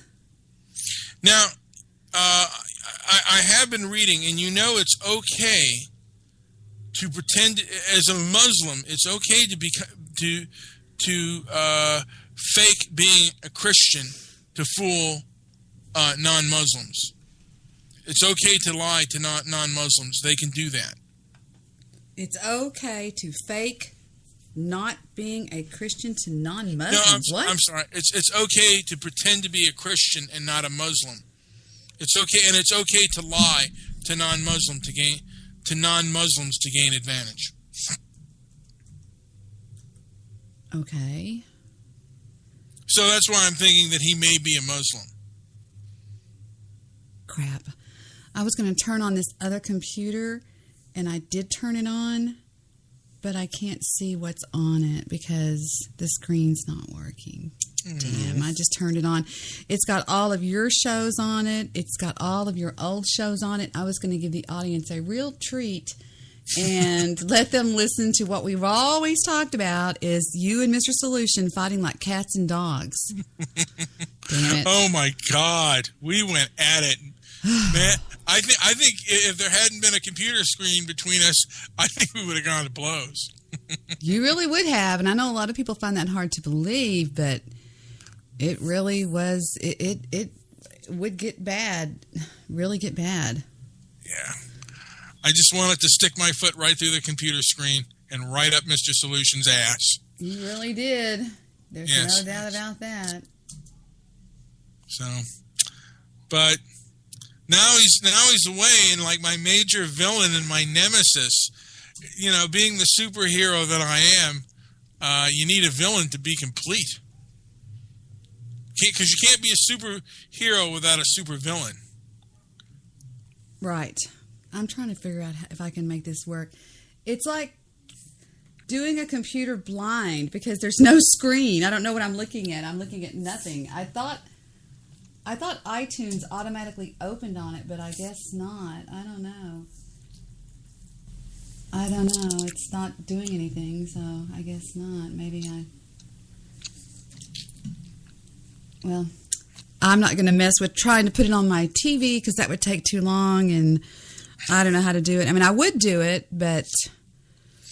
Now, how much of a setback was when your grandson spilled when you had water spilled on your computer? How much of a setback was that? It was just my keyboard. Was that kind of a big setback though, or no? Financially? Not financially, no, but like, well, it was just your keyboard then. Okay. Yeah, because see, when you use a Macintosh, your computer is all it's all encased in the screen, in the television part, whatever it's called, the screen, the monitor. Your computer's in the monitor. So you can buy a new keyboard to that? Oh, God, yeah. Yeah. It's the computer, the Macintosh computer is encased behind the monitor. You know what I'm talking about, right? The monitor? Mm-hmm. So there's no, like, tower next to it. There's no brain next to it that you have to fuss with. It's just behind, it's all in one. I don't know how to describe it, but it's just like, it's, all you have is just a monitor, and you just plug a keyboard in. Sorry. What is the best Macintosh on the market, would you say, and how much would it cost, if you know? The one I'm on right now is the, I'm going to click on About This Mac. About This Mac. I am on the 2.5 gigs Intel Core Macintosh 27-inch Mac. I'm on the iMac. And the laptops, as y'all call them, we call them notebooks, I have next to me right here is called, what is this called? It's called the MacBook Pro, the 17-inch MacBook Pro. And I would say between these two, I would take the MacBook Pro any day. And they cost, let me take a look and see. I don't even know. My chat room is dull tonight. There's nobody in there for some reason. Well, Chris Nelson, I saw, was asking to call in. He never did, though. The MacBook Pro is, brand new. It's kind of expensive. Hold on. I'm looking it up. It costs, MacBook Pro, $12.99 for the 13-inch, and for the 15-inch, which is what I have, it's $19.99, which is $2,000, right? Basically $2,000. Are there even more expensive ones than that? Yeah, the one I'm on right now is really expensive. It's the Mac. It's the I don't know what you want to call it. It's just the Mac. I don't know what it is. It's the iMac. I'm waiting for it to open. Okay, I am on. Let's see, Shop Mac. Okay, I'm at Apple.com. Okay, they start at $24.99. They start at $24.99. Hold on, I'm getting a message from Pimp Hat. Okay, I'll unban you. Then don't go in there and say a bunch of real fucked up stuff about my kids or something. Be nice. He said, you banned me from your chat room. All right, let me go unban him. Okay, I'm going to do a global unban, which has nothing to do with Guy Stupid Alan Shea. He's an idiot. You know that Victor actually thinks that there's something wrong with Guy Shea? There may be. No, I mean, seriously. He thinks he's like, sort of like mentally, like maybe he's like mentally retarded or something. Seriously, he's not being funny either. He honestly... Okay, I'm going to unban Super Spreaker Girl, Strope Waffle, Pimp Hat BWC, me, Debbie Daily Network, which is some sock account, Yeti Mike, and somebody named Gus Thomas. There we go. Global unbanning. Everybody's unbanned. So back to the MacBook that I'm on costs about $2,700. Now, is that the most expensive that you can buy? Yes, the one I'm on right now is $2,700. Yeah, it's pretty nice. But they never get. You can buy them used and refurbished at really good prices. The only thing about it is I wouldn't understand why anybody would sell a Macintosh. There's no reason to sell a Macintosh because they never get viruses. Nothing ever happens to them. I mean, so you just basically use them until you wear them out. To be honest with you. Yeah. But Dalton wants me to pick up his call, and I'm not picking up Dalton's call. Dalton never has anything to talk about, and he just sits there. And I would rather not have anybody on the call than to have somebody on the call that's not saying anything because it makes for bad radio. Yeah, we're just like. It makes you uncomfortable. Yeah, and I would rather talk about, the news or music or something than to sit there and go, well, so how's everything going? Oh, okay. Now, you were not on yesterday, Debbie. Right. So anyone going to the movies on Friday is not going to know what to see. Oh, well. I'm kidding. So what is out this Friday? Ooh, My Little Pony. There's going to be a My Little Pony scheduled for 2017. Oh, wow. Every brony in the world should be at that opening. Absolutely. I've been talking tonight about the year 1966 and the music that came out in 1966. Now, why is that? Is that a kind of a turning point? Yes, it's a huge year. Because I was watching before I came on the air. You're breathing on the microphone. Sorry. I was watching pirate radio, and I think it is one of the best, a very, very great movie. How about that? Have you ever seen it? No, I haven't. You've never seen pirate radio? I heard about it. Oh, it's wonderful. I'll play the trailer for you. Listen to this trailer. The trailer tells you everything. Just take a listen. It stars my favorite, who is Philip Seymour Hoffman. So if you'll click your delete button, I'll play the trailer for everybody. And he did. Oh, no, he didn't. Did he delete? Did you mute yourself? Yes, I did. No, you didn't. I muted myself and then I unmuted myself. Okay. Here we go. Take a listen, everybody, to Pirate Radio. A great, great, great movie. It's 9 o'clock at night and adult dudes on the planet are sitting in their slippers, sipping their sherries. But the people who love to rock and to roll are ready to ride the rock and roller coaster once more and rock all day and all of the night. Richard Curtis, creator of Notting Hill, 4 Weddings and a Funeral, and Love Actually, was inspired by the true story of how the British government tried to ban rock and roll music from the radio to bring us his latest comedy, Pirate Radio. In 1964, all anybody could hear on British radio of pop music was about 2 hours a week.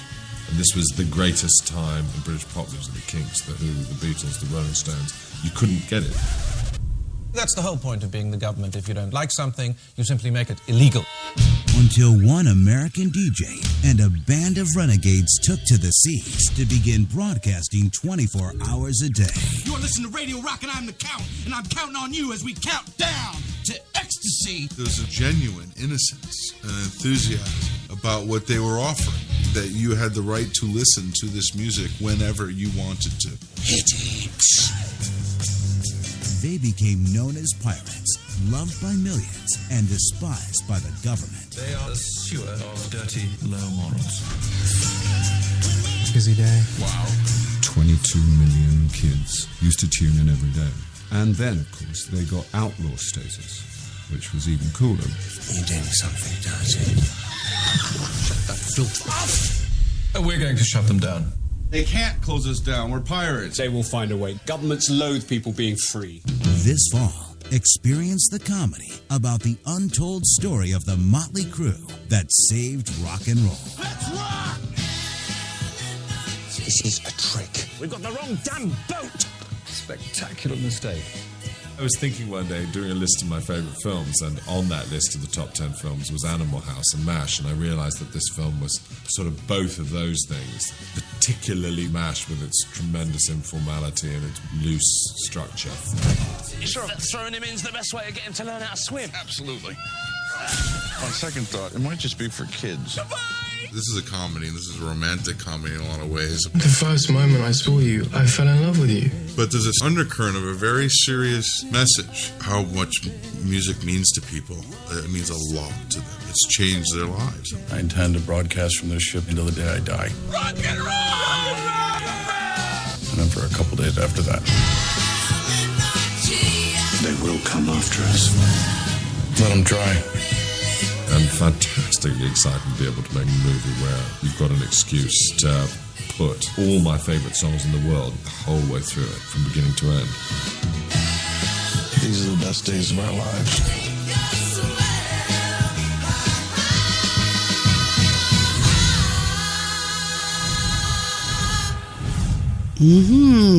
Pirate Radio, a true story, absolutely true, and they stayed true to the exact story on Pirate Radio. Excellent soundtrack. Now, what film did you like better? Pirate Radio? Did you see Almost Famous? I own Almost Famous. What did you like better, Almost Famous or Pirate Radio? Oh, by far, Pirate Radio, because Almost Famous is just the music of Stillwater. That's true. They have a little Elton John, but not much. The music in Pirate Radio is phenomenal.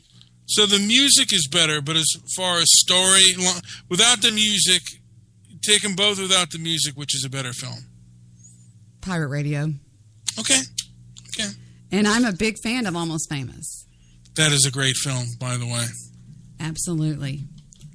I watched a movie also with the what's his name? I'm drawing a blank. He just killed himself. Robin Williams? Robin Williams. I was watching a movie that I love. My daughter says it reminds her of me, Patch Adams. Have you seen Patch Adams? That's a negative. Wow. Okay. Patch Adams is a true story about a doctor who gets accused of being, quote unquote, excessive happiness. He has excessive happiness. And he believes that you can fight disease with humor by helping to make your life better, the quality of life better with sick patients. It's a true story, and he ends up getting kicked out of medical school. He finds his way back by virtue of suing the school, and he wins. But he has a girlfriend that in the movie and in real life whose name was Corinne. Well, Corinne is helping a patient Robin Williams' character, Patch Adams, opens up a place called Gesundheit. And it's a place in the woods. Well, one of the people that come over there, and they don't charge anybody for medical care. What you do is the way you work off your bill is you do the dishes, or you paint the room, or you just do something really kind of fun, and it's more like a friend thing. But anyway, the bottom line is this. There was this crazy guy that kept coming over there. His name was, I think it was James or something. I don't remember. And he calls over there one night. He leaves a message, says hi. And Corinne never really liked him. She was real scared of him. Well, Patch Adams convinced her that he was okay. Well, he calls over there one night when Corinne's at the Gesundheit Institute by herself, and he says, I need to speak to somebody. If somebody could give me a call or come by my house. Well, she goes over to the house to talk to him, and the next day you hear that he took a shotgun and killed her and then turned the shotgun on himself. And the next day, Robin Williams in the movie, his character is going to commit suicide. And I want you to hear, everybody to hear what he says when he's going to commit suicide. Ooh, I hit the wrong clip. Hold on, I hit the wrong thing. Sorry, my bad. Hang on just 1 second. Let me go back. What he says when he's going to do this, okay? Here we go. From the movie Patch Adams.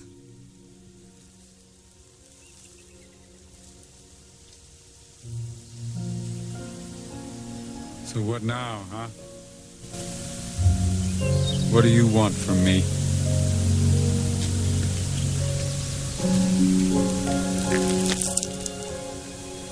Yeah, I could do it. We both know you wouldn't stop me.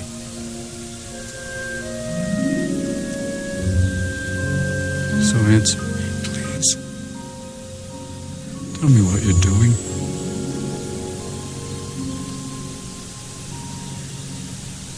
Okay, let's look at the logic. You create man. Man suffers enormous amounts of pain and dies. Maybe you should have had just a few more brainstorming sessions prior to creation. You rested on the seventh day. Maybe you should have spent that day on compassion.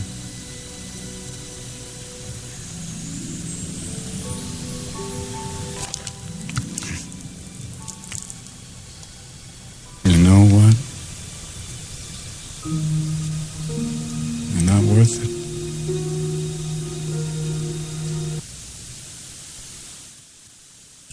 And there you go. And I think that that's really heavyweight what he says to God. Did you hear what he said?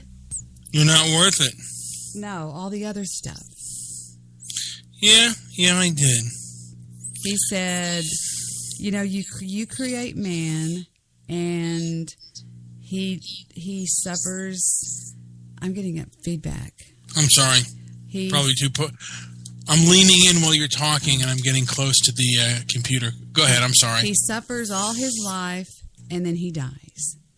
And he said, you know, maybe you should have had a few more brainstorming sessions before you decided on creation. Because he said, you rested on the seventh day, and I think you should have spent that day working on compassion. And I think that so many people feel that way. They feel that God is not there to help them. And I know why people feel that way, and I also have the answer. Because the Bible clearly says, if you don't ask for it, you're not going to get it. So if your girlfriend breaks up with you, if you lose your job, if everything's going wrong, well, did you ask God to let you keep your girlfriend, to help you keep your girlfriend? Did you ask God to help you keep your job? So he's not going to help you just because you're a human. He's not going to do that. That's not the way he works. You have to ask him. And he doesn't judge you. He's not like a parent that has a to-do list in the kitchen on the refrigerator for your chores, and then you're out in the front yard with a pack of 10 bullies coming to pick on you, and you start hollering, "Help me, Dad." And he says, "Wait a minute, let me go check and see if all your chores are done first." He doesn't work like that either. He doesn't look at what you've done and decide whether or not you're worthy of his help. None of us are worthy of his help. Nobody is any worse than anybody else. Okay? But the bottom line is, the reason some of us get things and some of us don't is we ask.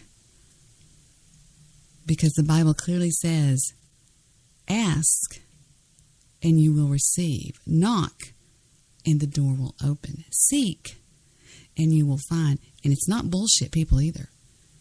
Try it. I dare you. I dare you. I dare anybody out there that claims to be an atheist, just try it. Try it and just let me know what happens. Pray for something. Not like a new car or something stupid. Pray for something that you really need. A healing, a broken heart, a relationship. You're losing your home. Something where you really need him. Pray for it and watch what happens. Just watch. Maybe you don't feel good. Maybe something you just don't, maybe you're depressed. Try it. I dare you. I dare you. And then watch you go, I'll be damn, it worked. She's right. Because I am no better than anybody else. I'll say, God damn it, anytime, I'm just a sinner like all of y'all, okay? And he's never let me down. That's all I'm saying. But I can see how this happens, and a lot of people want to blame God for stuff. Well, why does God let things happen? Because you don't ask for them not to happen. That's just the way he laid it out. That's the kind of God he is. He wants to be acknowledged. He's selfish in that way. He wants to be acknowledged. So, over. That's all. But I think that's poignant, what he said. Brilliant, as a matter of fact. I'm thinking.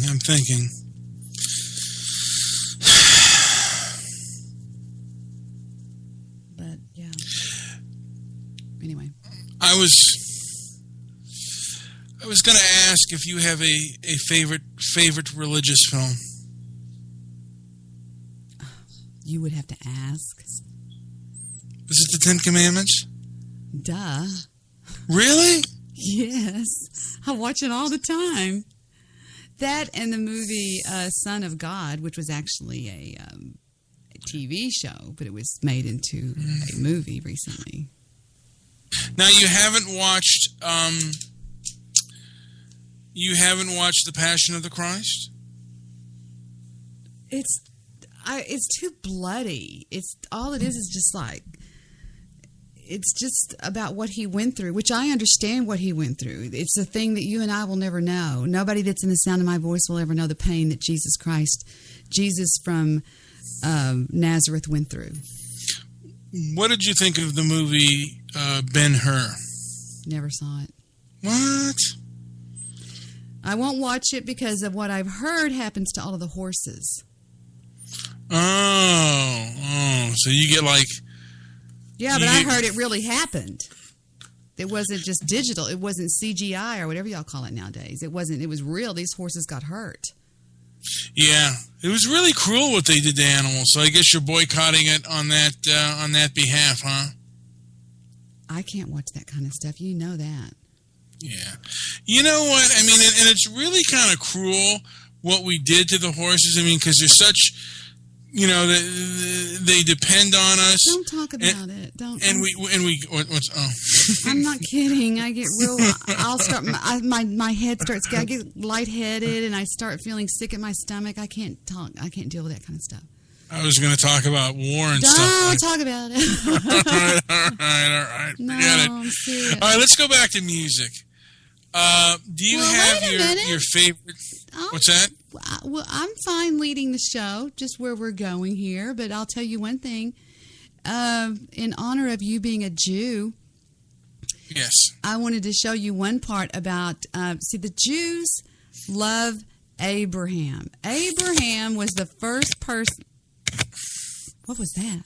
I'm sorry. I was rubbing my eyes and I hit the microphone. I'm sorry. Abraham was the first person to ever hear from God. He was like... He was the first Jew. Abraham. He went, what? What the fuck was that? And he was like, I'm God. He goes, God who? And Abraham... And I know how that he could have heard those things because... back there in the desert, the wind would blow, and I don't know. Anyway, it's just a really weird situation. But having said that, Abraham actually, one day, God actually showed up. I'm doing a share screen with you because I want to show you something, okay? I want to show you how they cast God in this movie. It was when Abraham was being told by the two angels and God that his wife was going to bear a child. The two angels showed up one day, and I think it's right.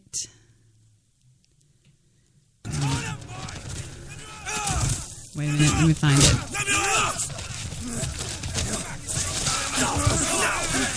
That's Lot. There's Lot right there, and he's fixing to say, "You've got to tell Abraham what we decided." What's going on? His men are trying to that's take Abraham our on. This is Abraham right here on the left. That's Abraham. Use this land to share. Then he should have given us more of it. That's Lot's wife. Tell She was him. a bitch. That's Lot. He's fixing to tell Abraham, there's not enough room around here anymore. I'm going to go to some Sodom and Gomorrah. And he's like, "What? You can't go there. That's a bad place." Sodom and Gomorrah is where they had gays and people that were homosexuals were there. And anyway, but the part when he gets told he's going to have a baby is, oh, that's right. There's that part. That's the young girl that he has the baby with. And that's Lot. Whenever Lot is fixing, he goes to save Lot when he's on his way to Sodom and Gomorrah. But the part where God comes to visit him is really amazing. I don't remember which part it was. Oh, there's Noah. But it was, this is probably, as far as epic films that portray the Bible like I've never seen it, is this one right here. And I believe it's this part. But if he goes to the young girl to have the baby, then God must have already showed up and told him that he's going to have a baby. God, it's a beautiful scene. I don't know where it's at, but was this now? Was the marriage? It wasn't. No, they weren't. Was he? He wasn't married to her, was he? Oh no! That's right. It's after that. So he has a baby with the young girl. Oh, there's the burning of Sodom and Gomorrah. That's the burning of Sodom and Gomorrah when they fled. And so premarital sex is okay with the Jews. Look, there's Lot's wife when she turned into a pillar of salt, and that's still standing there today. Isn't that amazing? There's where she turned around. Yeah, he fried her. That's the burning of Sodom and Gomorrah right there. Can you believe the epic cinematography in this thing? But anyway, so I wanted to show you that one part. I think it's right here.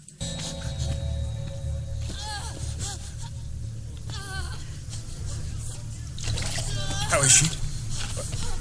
How is she? Oh, that's when Sarah's already having the baby. So I don't know when it was. It was somewhere around here. Well, anyway, I can't find it. I don't know. I don't want to bore everybody to death, but it's a pretty neat part to listen. Oh, well, here it is. That's the angel. That's the Gabriel right there. Okay, right there, this is God. Not Jesus, but God right there.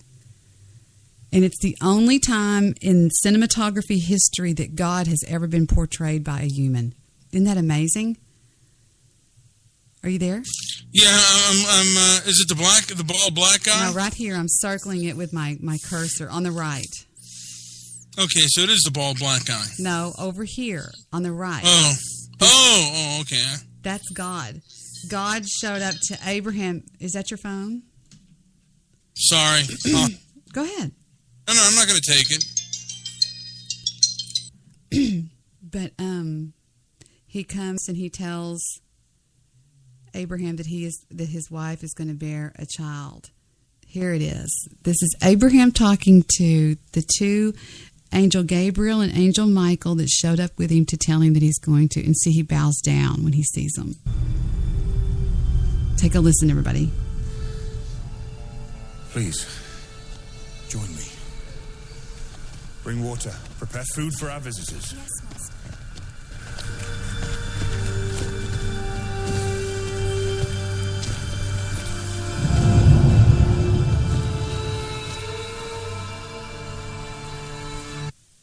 Okay, did you hear the thunder? Yes. Okay, that's because I've told everybody that God spoke through thunder. See, he's looking at him, but he's really not, in real life, he's really not seeing him. Okay, now the angels would appear, but God wouldn't have appeared like that. But did you notice they put the thunder in there? Because like I've said to everybody, God spoke through thunder. Watch. Listen.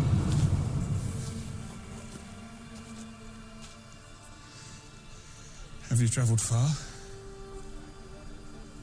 Yes. A long way. Abraham, where is your wife?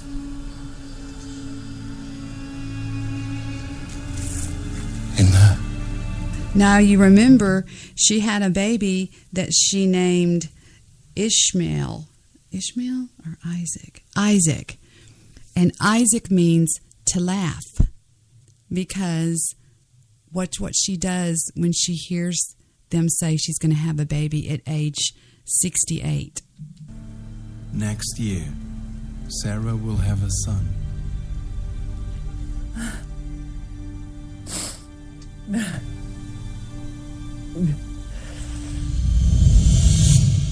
Why do you laugh? And now God speaks to her.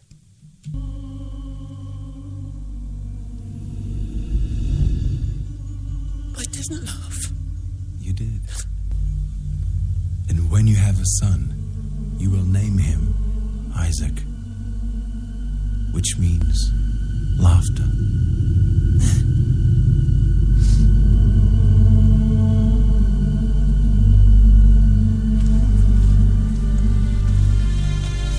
Thank you for your hospitality. We must go. Can I help you on your way? Where are you going? To decide the fate of Sodom.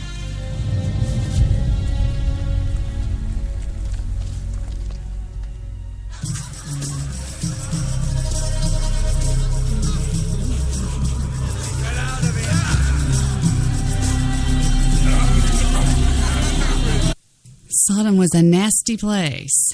It was the Las Vegas of the biblical times, and it's still there. Parts of it are still there.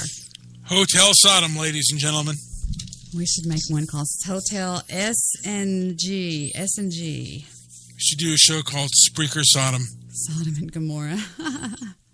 Yeah, isn't that cool, though? The way they... And then he has Isaac and Ishmael's... I'm echoing again. Ishmael's jealous of him, and they have a fight, and he blinds all the people in Sodom and Gomorrah, and then he turns her into a pillar of stone, and then she has the baby. But his little young girl that he had, she's kind of hot right there. She is. She's hot as shit. That's who has Ishmael, and she gets jealous like a bitch of Sarah. She was actually an Egyptian, and that's where she has that right there on her head. She was an Egyptian who wore the dark eyeliner around her eyes and around on her eyebrows, and she was Sarah's maidservant. Sarah, they called her Sarah, was actually taken in by one of the sultans of Egypt because she was so beautiful, and made a slave girl, and she was her lady in waiting. She was actually her maidservant. And when she fled the captivity of the sultan in Egypt, she was allowed to take the maidservant with her. And whenever she could not have children, when Sarah realized that her time was over for bearing children, she wanted the lineage to go on. And so she told Abraham, I'm giving you my maidservant to have relations with. Well, he did. And sure enough, she gave birth to Ishmael. And then Ishmael and Isaac didn't get along too well. So. But this is all the beginning of Judaism right here. This is where these are all Hebrews. Yeah. And Debbie, I hope if we get married, you will consider me the same kind of maidservant for me when you are not able to bear children. I'll give you Katie D. Hi. What is... Hi, it's Katie with the page. Is this some kind of Satan trick? No shit. Oh, shit.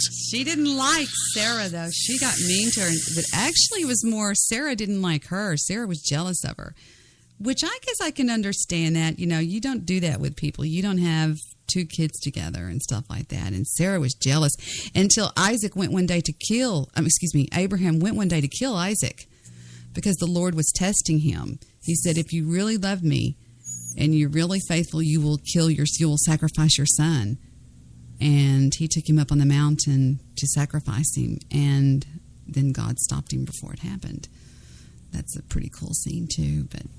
But you talked about biblical movies. This is the one that I love more than any of them. That was when Sarah had Isaac. Ishmael was older than Isaac. And now, do you think that Exodus, Gods, and Kings will top this one? I think as far as cinematography goes, okay, here's Exodus right here. This is the Passover scene. That's the son of Pharaoh, Pharaoh the second, and it comes and kills him. Now, we all know what really happened was in the days of the Pharaohs, they stored up their wheat for a long, long time because of the plagues that had come across Egypt by virtue of God and Moses. Well, when you store wheat up, it molds, and the mold will kill children. It's black mold. Well, the reason that the firstborns all died was Jews believe if you're going to kill the kids, save the firstborn. The firstborn is always sacred in a Jewish family. Even the Jews that I know here in Dallas, the firstborn is held sacred. They're never named after after a former relative. They're always given a Hebrew name. And, they all died one night. Well, the scientific explanation is very simple. They all died. It didn't happen in one night, but it happened over a period of about a week. All the firstborns began to die because they were all fed that moldy wheat. And that's what you're seeing right here is the Passover scene whenever Pharaoh's son died.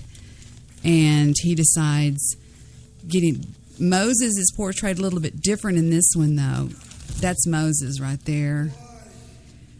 And Pharaoh is portrayed like, that's Aaron. There's Pharaoh right there with the son. That's Moses. Why should Israelite slaves have life? My son is dead.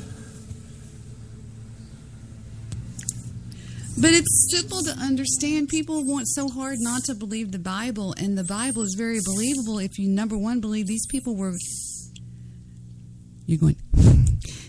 These people were nothing more than history figures that were just a little bit more older before books were made. This is all in hieroglyphics. Now, I know a lot of people say that there's no proof of Moses on any of the hieroglyphics. There's no proof of Moses in any of the original books of the Bible. There's no proof. He's not there. There's a very simple explanation for that. Okay? The explanation for that is that Pharaoh, the original Pharaoh, his name was Bethid or Berit or Bethid, something like that. He ordered every memory of Moses to be stricken from every record.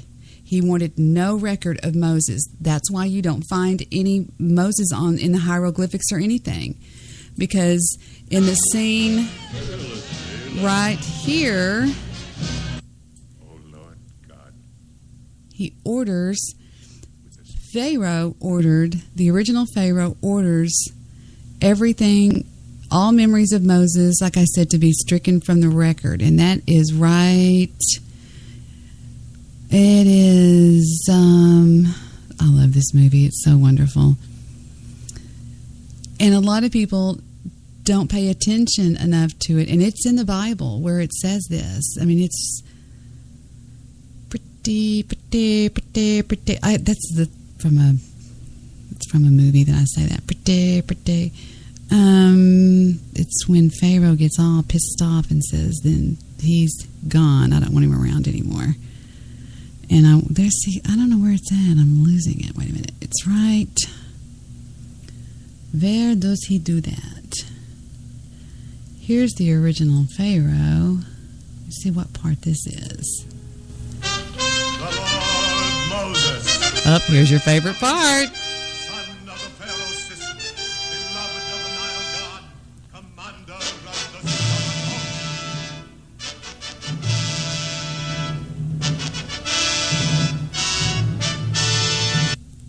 See the scribe over here on the right writing everything down? Yes. That's how we all know that it's history. It was all written down, but people are like, oh, it wasn't real. It didn't happen. People don't want to believe the Bible because they don't want to be good. They think that they won't. They don't believe in the Bible because they don't know how to believe in the Bible. They think that they have to be goody two-shoes. They think that they can't do this. They think it restricts their life. They think they're going to have to go to church. They think all kinds of stupid things, and they couldn't be further from the truth. The Bible is real. It did happen. I am old enough now that if it didn't, I would have already said, the Bible's a bunch of bullshit. God is there. And it's like I said, it's a very small little scene. But if you really watch closely, you'll see when Pharaoh, I don't know where it is. It's in here somewhere, but I was going to show that to everybody that's listening.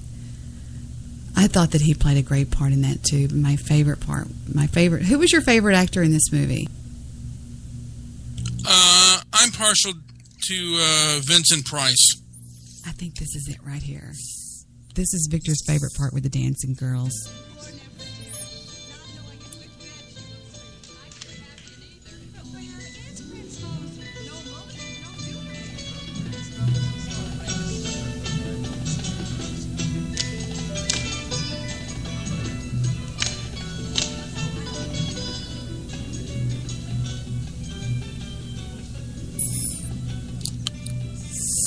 Order. My tiger lily, they're wagering against me.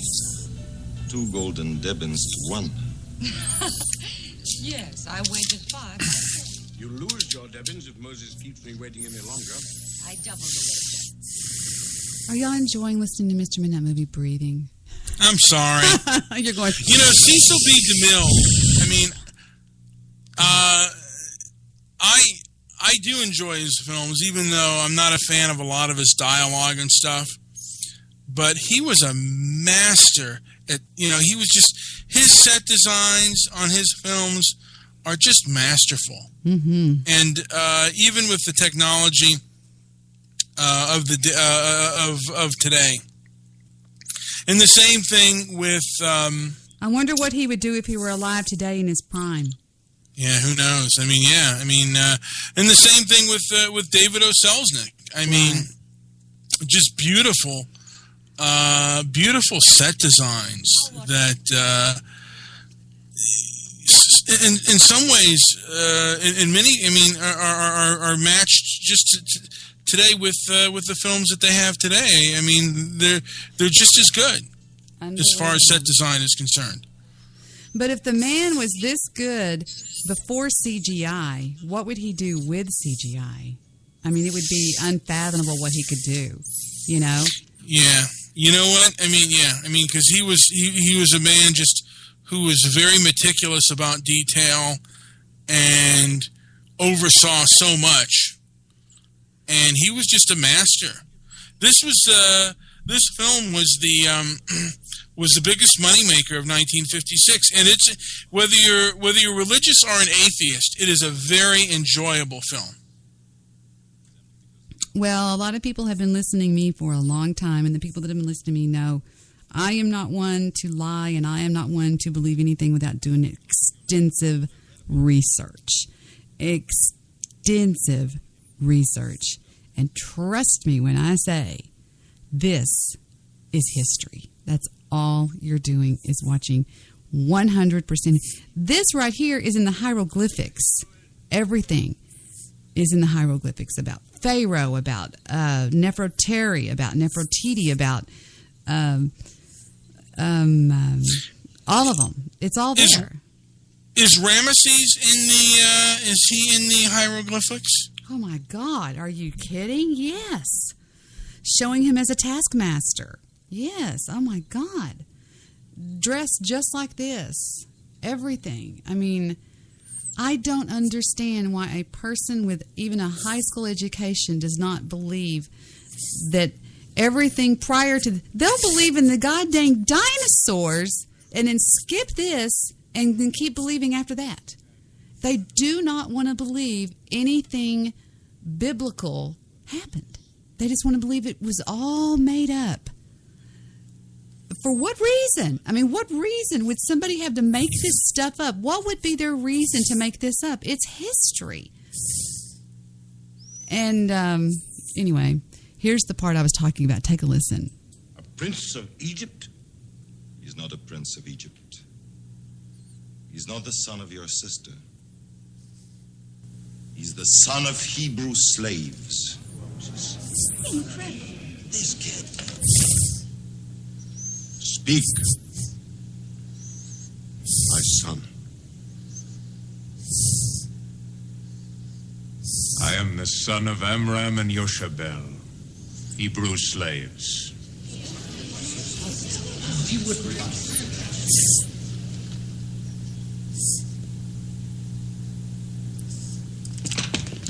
Oh, my brother, it was I who deceived you, not Moses. He was only a child. Leave me. I shall not see your face again.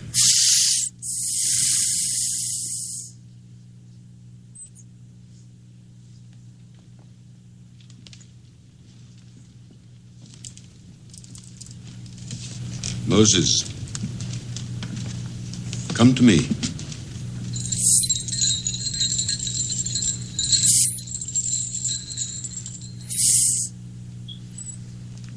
I do not care who you are or what they may say about you. But I want to hear from your own lips that you are not a traitor.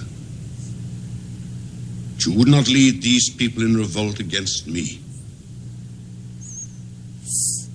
Tell me, Moses, I will believe you. I am not this deliverer you fear. It would take more than a man to lead the slaves from bondage. It would take a god. But if I could free them, I would. What has turned you against me? From the time my sister brought you to the court, I loved you, reared you. Mr. Midnight Movie, mute yourself. We can Sorry. Your breathing is so loud, darling. Hold. Okay, I'm trying to let everybody hear this. Set you before my own son. Because I saw in you a worth and a greatness above other men. No son could have more love for you than I. But why are you forcing me to destroy you? What evil has done this to you? The evil that men should turn their brothers into beasts of burden, to slave and suffer in dumb anguish, to be stripped of spirit and hope and faith only because they are of another race, another creed. If there is a God, he did not mean this to be so.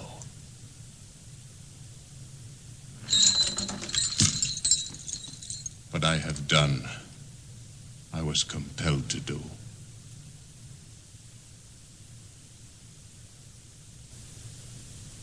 So be it. What I do now, I am compelled to do. No. No.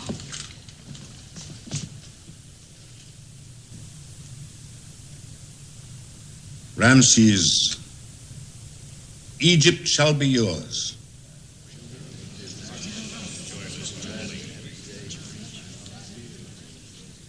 Hear what I say, Ramses.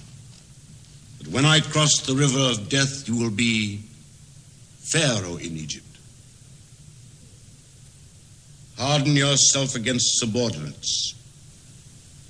Put no faith in a brother. Have no friend. And trust no woman.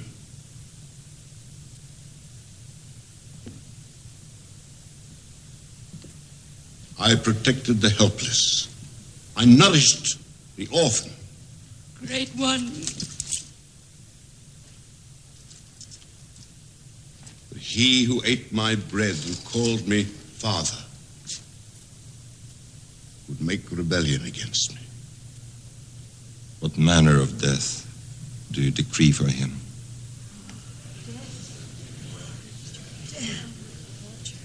I cannot speak it. Let it be as you will.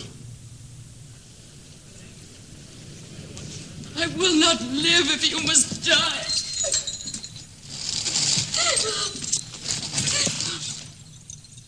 The feet of a Hebrew slave is not the right place for the next queen of Egypt.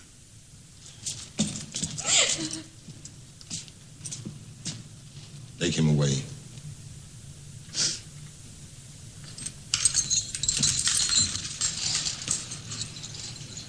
Do not look upon him as a traitor to Pharaoh.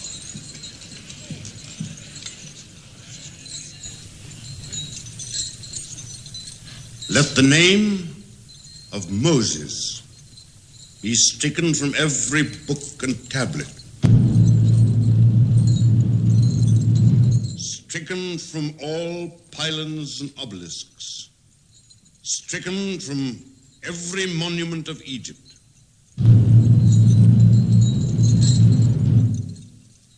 Let the name of Moses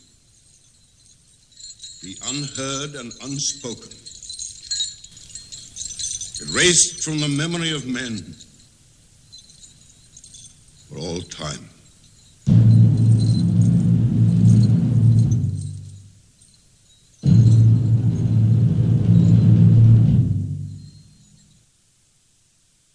There you go. That's why he's nowhere to be found until he shows up.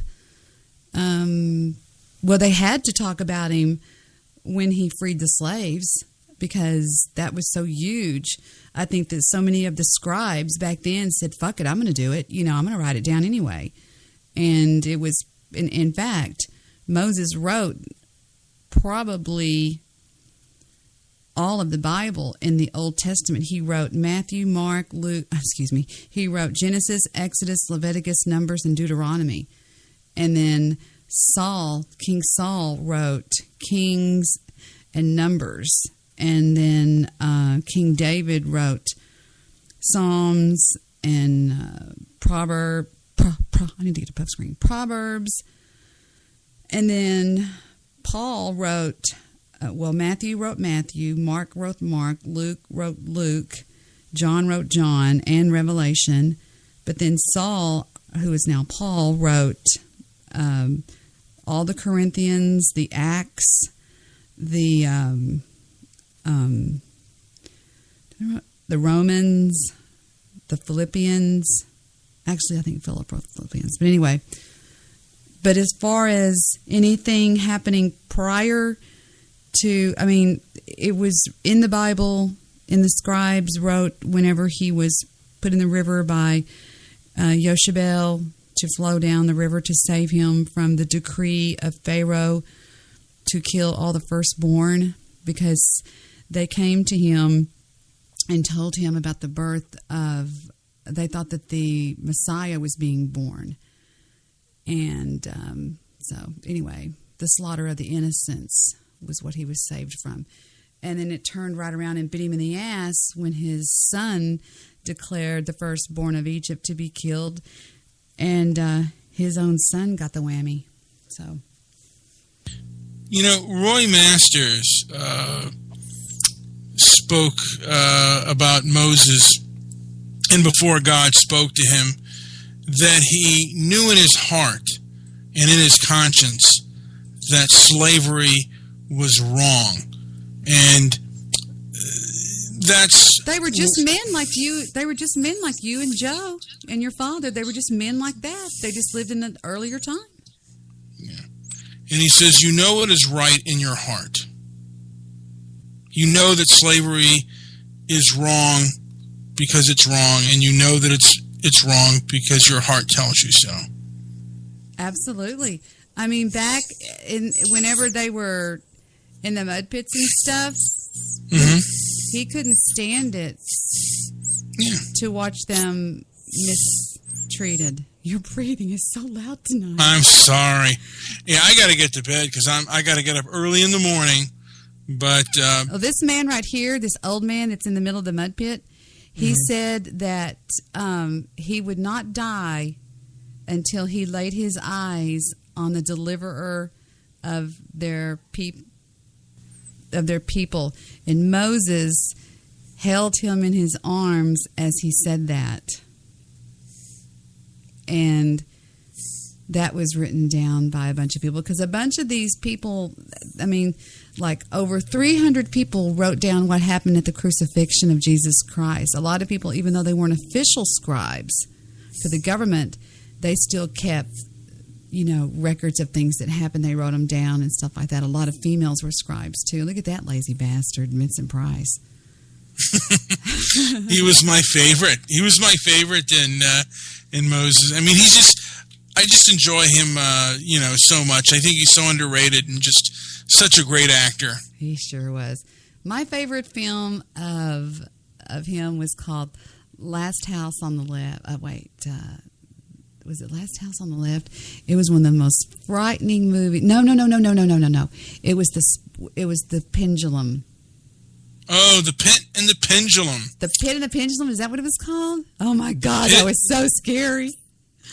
That was, I think Boris Karloff was in that as well. I could be wrong. And then,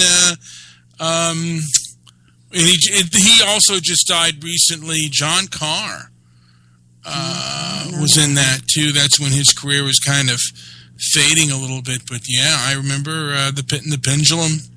Ooh, that was scary. That was scary. That was very scary.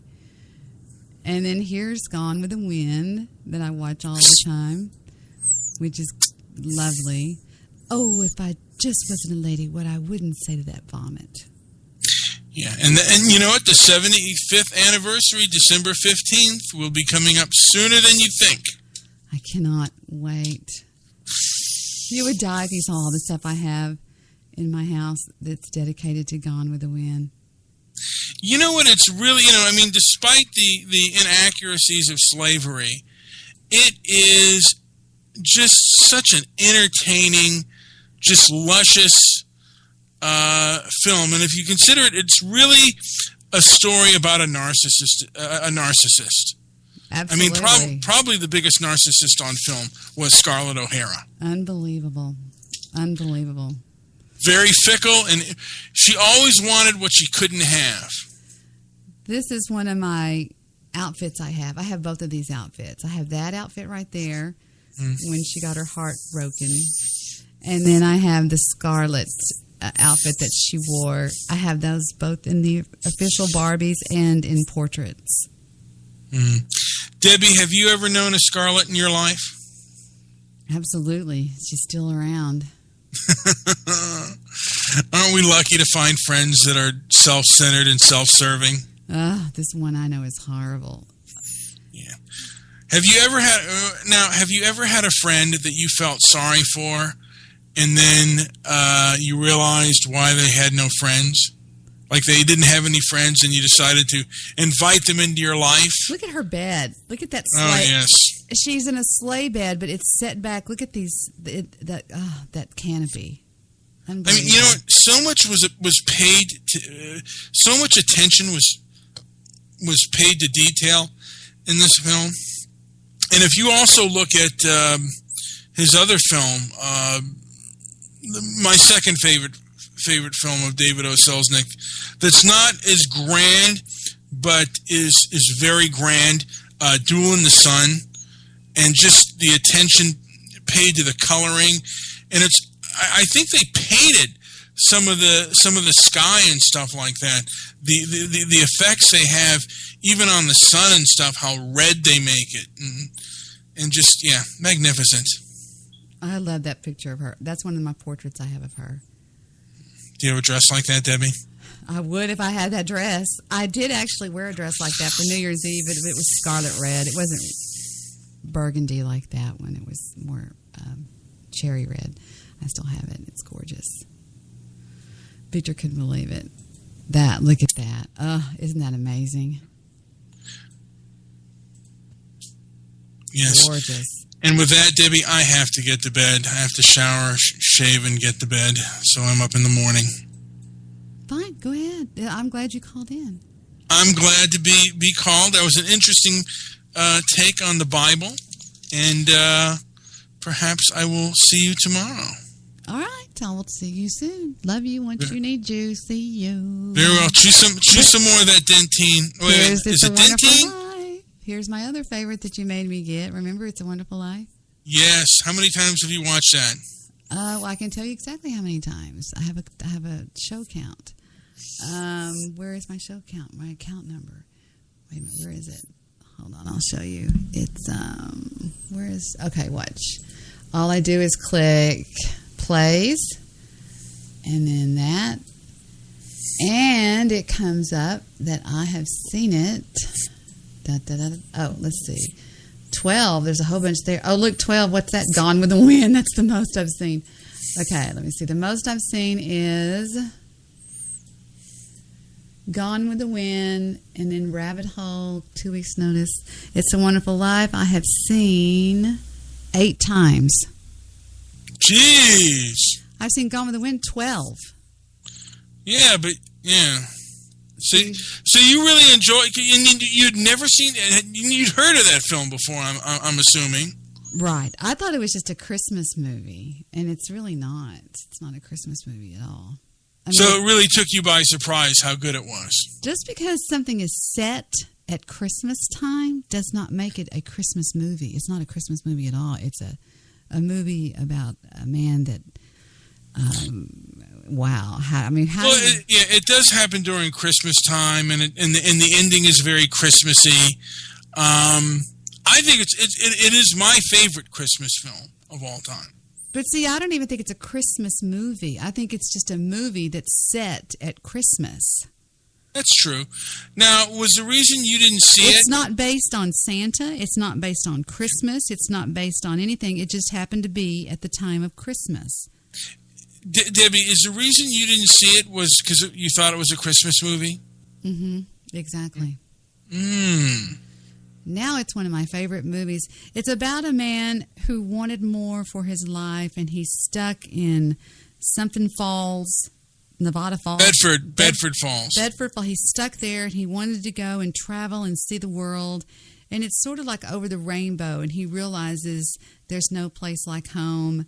And his name is George Bailey, and he ends up taking the job that his father had at this boring company. And there's a bad guy, the guy that owns the company, the bad guy, and he forecloses on it. It's a pretty cool film, and it has a good ending, so that's a good thing. Did you see The Great and Powerful Oz?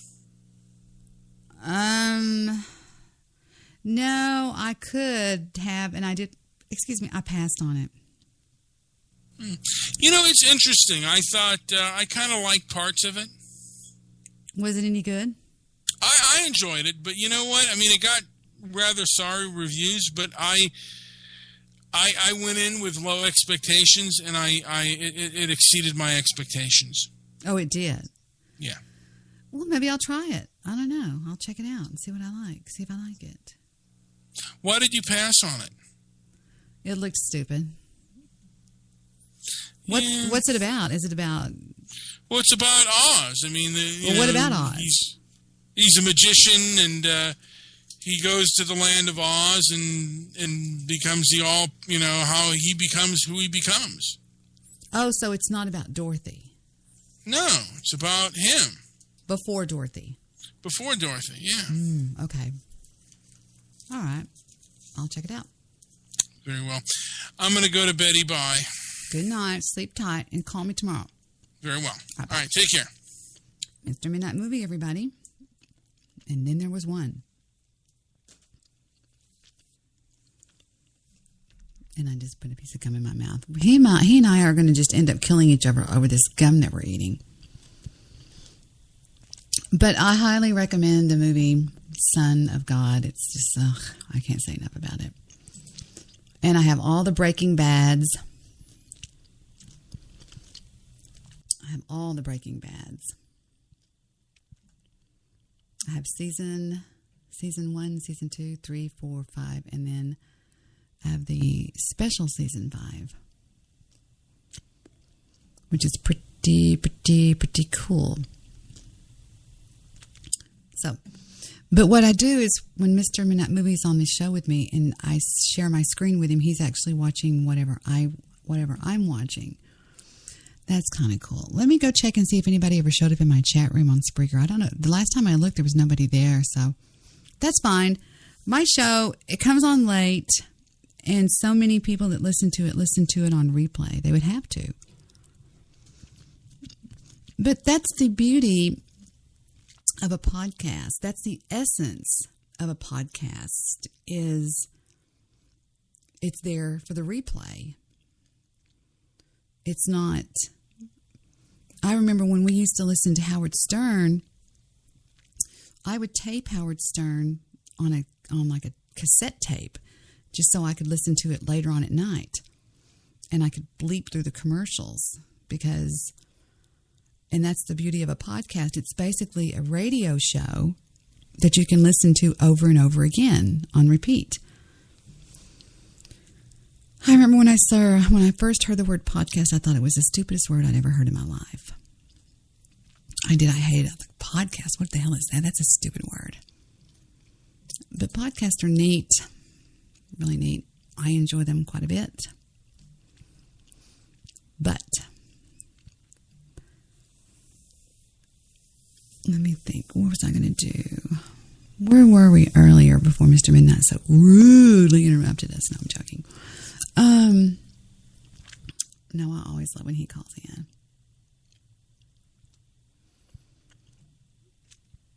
Okay, let's go back and listen to a little bit of me and Mr. Solution talking about the book of Job in the Bible. If you've never read the book of Job, it's a book. Just like reading any old book, it's a book.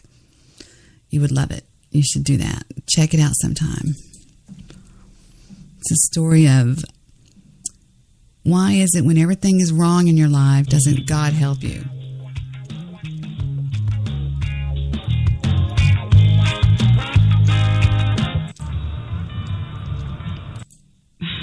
I appreciate that too, Stabby. You take it over to the converter, put it in, and bingo, you've got a MP3 downloaded to your system. Illegally, but I'd like to know one person that got up this morning and hasn't done something illegal. Seriously, I mean, can we talk? But it works. And so, you know, I'm going to go so far as to say, does anybody have a request for a song on the switchboard? I'm trying to clean the board up a little bit. That's my nails going on my desk. I'm so sick of this case I'm working on. It's ridiculous. Man, it's hard. It is hard. But I can literally play anything. Or how about this? Try to stump me. See if you can tell me a song that you like to hear that you think I cannot play on my board. I guarantee you I can do it. The reverse or the atheist and or agnostic position. And so I'm just rip-roaring. I'm rip-roaring.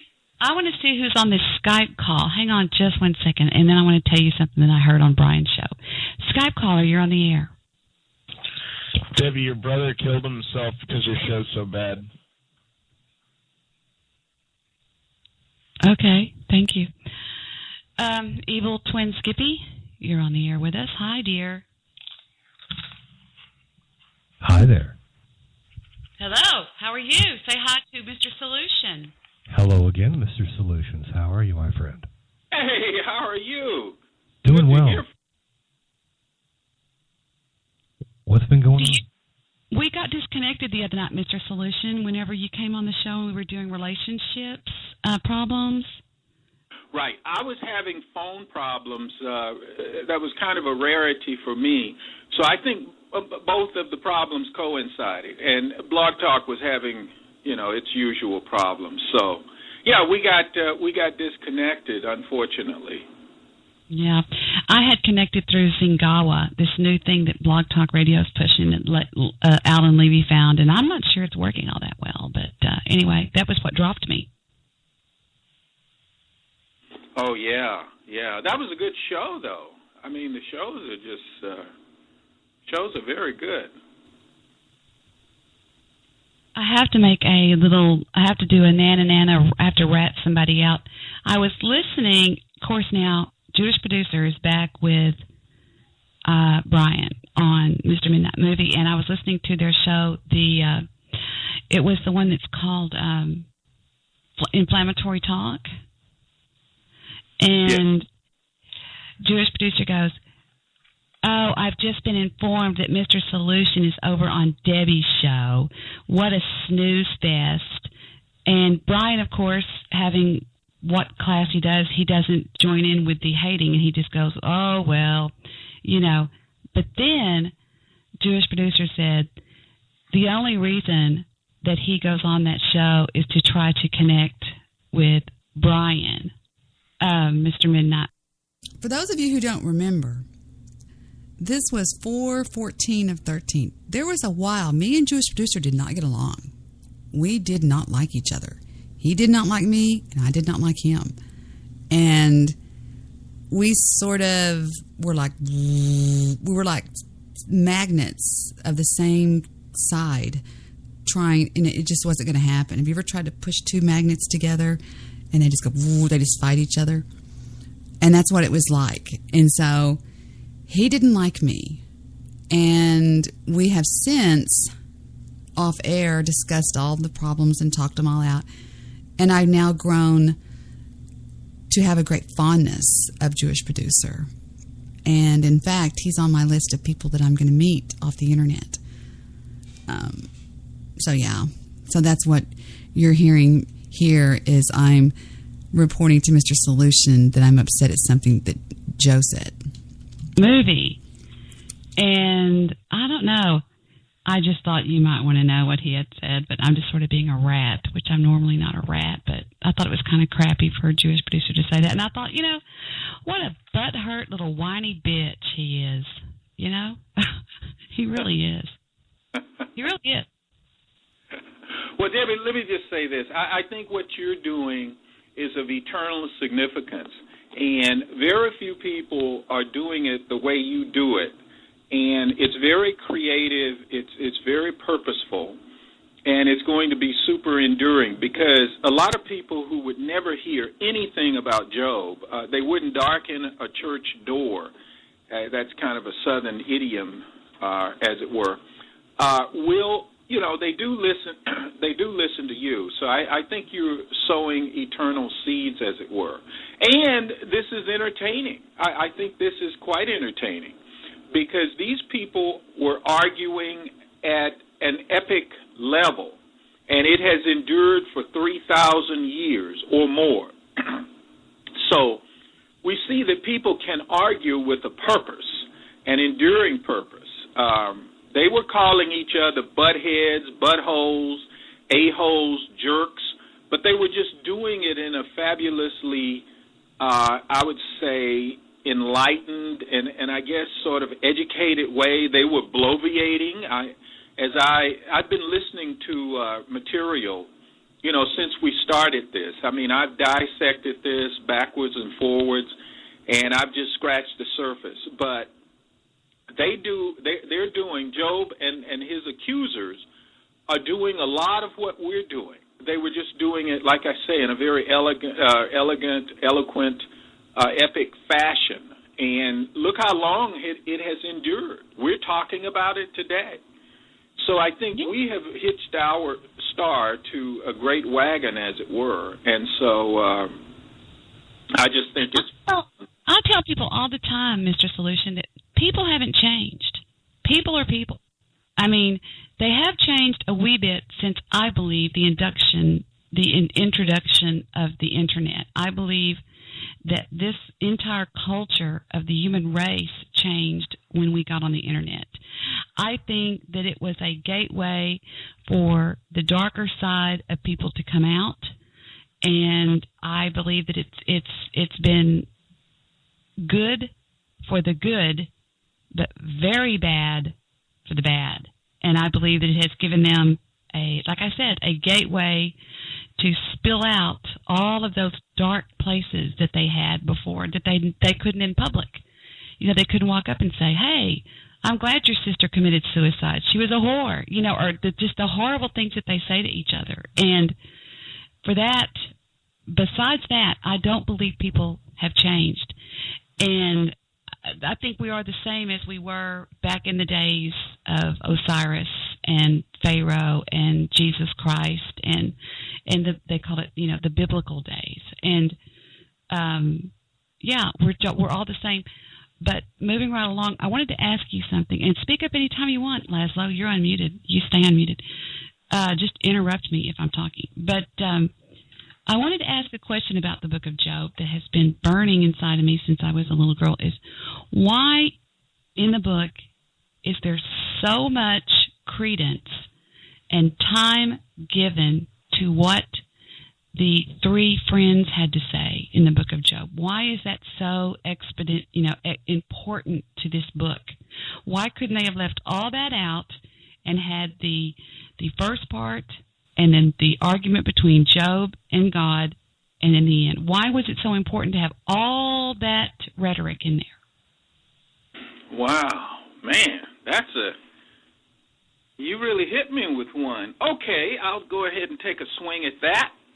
Well, I think when you start to dissect, which we're going to do a little bit, those guys really help lay the foundation for God's appearance, for Job's justification, because there was a turning point. This is a pivotal point here that they're laying the foundation for. Their position is... Okay, not to get off in the book of Job, but now let me make a point here. This is a good point to make. Let me make a point on how a relationship can go from destroyed back to being something very special. Now, some people that I had problems with came back, most of them. In fact, almost all of them. And realized that it was just a fight. Maybe things just got said that shouldn't have been said. And that is the relationship between me and Mr. Solution. Me and Mr. Solution, the first time, one of the first times he ever appeared on Blog Talk Radio was on my show. And he just randomly called in one night and said hi. He introduced himself as Mr. Solution. And I said, "Why are you calling yourself Mr. Solution?" He proceeded to tell me. But take a listen to, in the early part of 2012, almost 3 years ago, me talking with Mr. Solution. Mr. Solution. Some 347 202 14 04 something 140404. How much?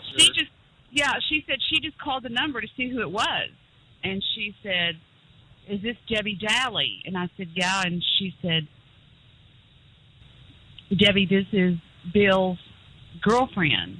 Remember, one day it was ex-girlfriend, one day it was girlfriend, one day it was ex-girlfriend." And if you remember, and she goes, "Debbie, they found Bill dead. And his phone was in his hand, and he was dialed into my number."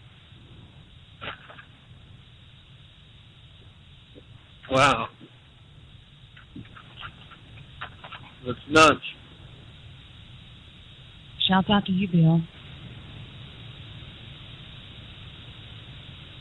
Do you have taps available? Yes. We should play taps. Wow.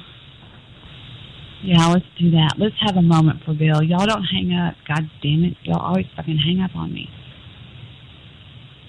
All right. We'll see what we can find. You never know with my piece of shit thing going on around here lately. We're going to get this fixed. Damn it.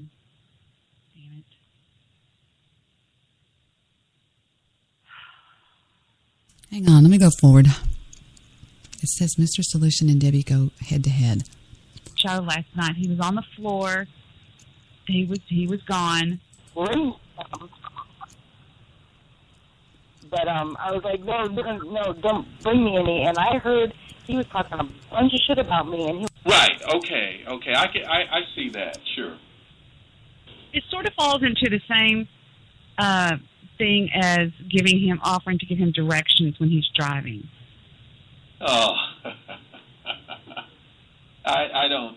Well, this is the point. If a woman offers advice to a man in a nice way, not a bitchy, controlling, overbearing way, if she has selected the right man, and I always put some of the responsibility on the woman because I have a great deal of faith in women being responsible. So if she selected the right man and she offers him information in a casual, non-confrontational way, then I don't think there's a problem at all. What do you think? I just burnt my finger real bad. I'm sorry. The way you cook between on a candle. I burned on a candle. Shut up. Shut up. I don't know. Did you hear that?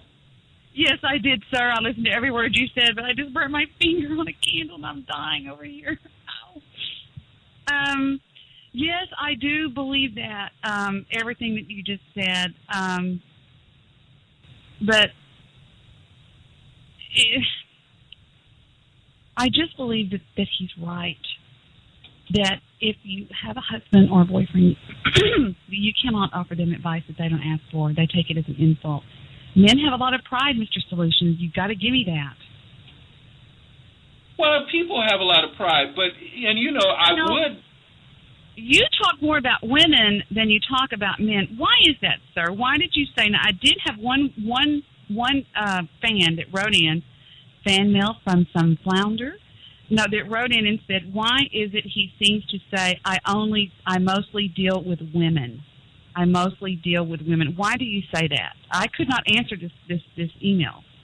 Oh, yes, that's very easy to answer.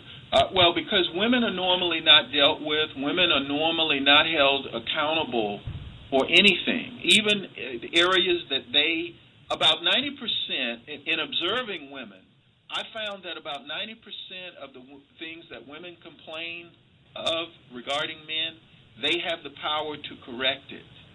And so that's why I just simply offer just the balance, just the other side. In other words, if a woman is saying this about men, I simply offer a solution that she can empower herself by doing. So that's the reason I mainly focus on women.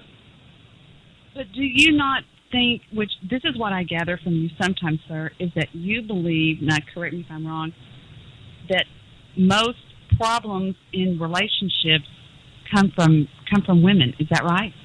Absolutely, yes. Ouch. Ouch, ouch, ouch, ouch. All right, we're going to talk about that. But at the same time, though, put a comma there, not a period.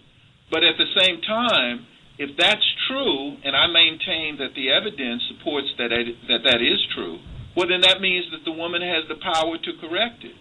It's just like I'm going to use a little bit of a joke. I hope this isn't offensive. But it's like the insane person hitting themselves on the head with a hammer. Well, they said it feels good when they stop. But the point is, they had control over that. So if a woman has control over the problem that she's complaining, it's appropriate to point that out to her, don't you think? But I've dealt with men all my life. Right. And they're no cakewalk either, sir, to live with. I mean, they're moody. They tend to kick the dog when it comes to their wife, and I'm not inferring that my husband's ever laid a finger on me, because he hasn't, but they tend to be moody. And I don't know. It seems to me that you are of the opinion that a man is just made out of mud. He's just sort of there, and the woman is all of this hormonal, deep, problematic, type of a human being. When I think that, God dang it, I can't close this. My finger's not burning. My husband brought me some butter. Nature Boy, Rick, Todd. I hate calling you Nature Boy because you're not a boy. You are a very. You've been around a while. Now, Bill on the show. Bill, I think I'm going to hand the baton down from Big Bill. He wants you to now be called Big Bill. Oh, yeah. All right, Bill, you're Big Bill. I'm honored. Yeah, I don't know why I get that strong feeling. Maybe he just burnt my damn finger. Bill, go away. Nature Boy, you've been around a long time. You are at least as old as I am, maybe. I don't hear me having a fight. Uh-oh. I think Nature Boy's fixing to reveal his age. Which Big Bill the other night said, I'm 42. And I said, well, I'm between Big Bill and Laszlo. Anyway, now tell me something when it comes to, you've dealt with women before. Oh, yeah. Sure.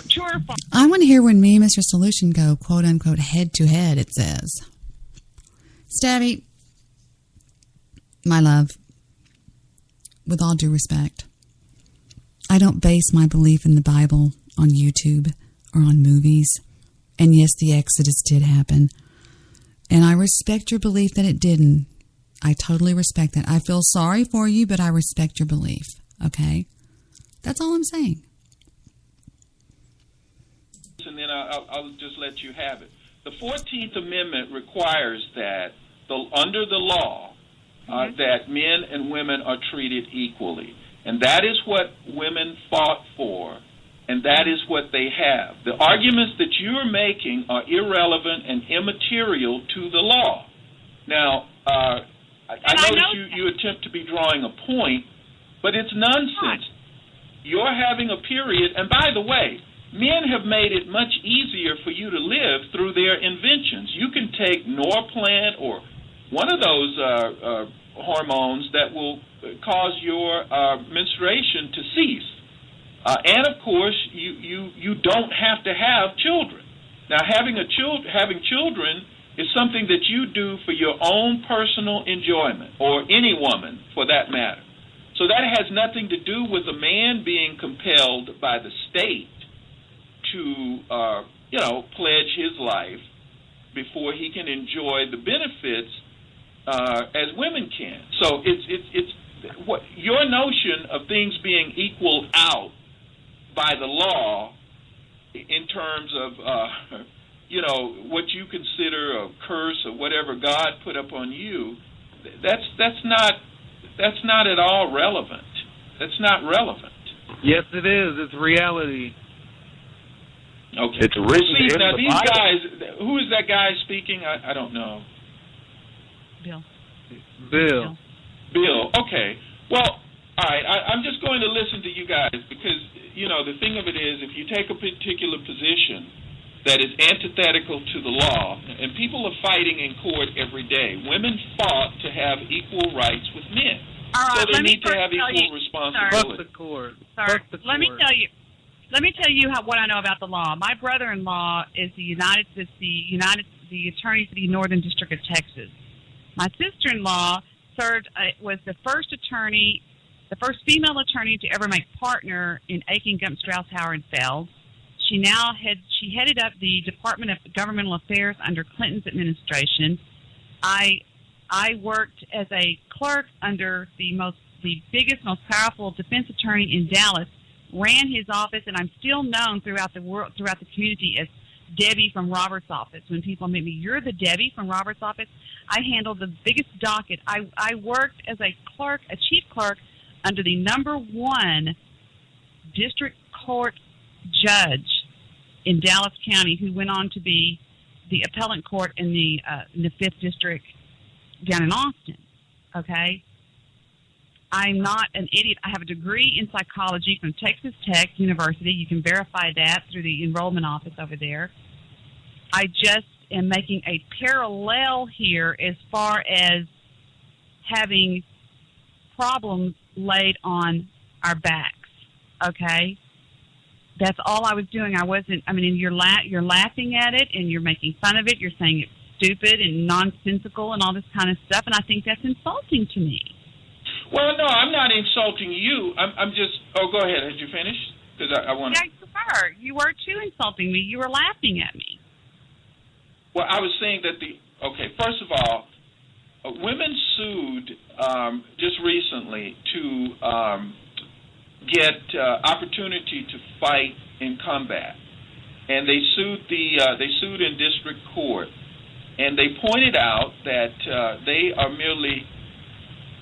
They are attached to combat units. They're doing the same work as men in combat, but they're not getting credit for it. So they say that's impacting their performance, their promotion, and even their retirement.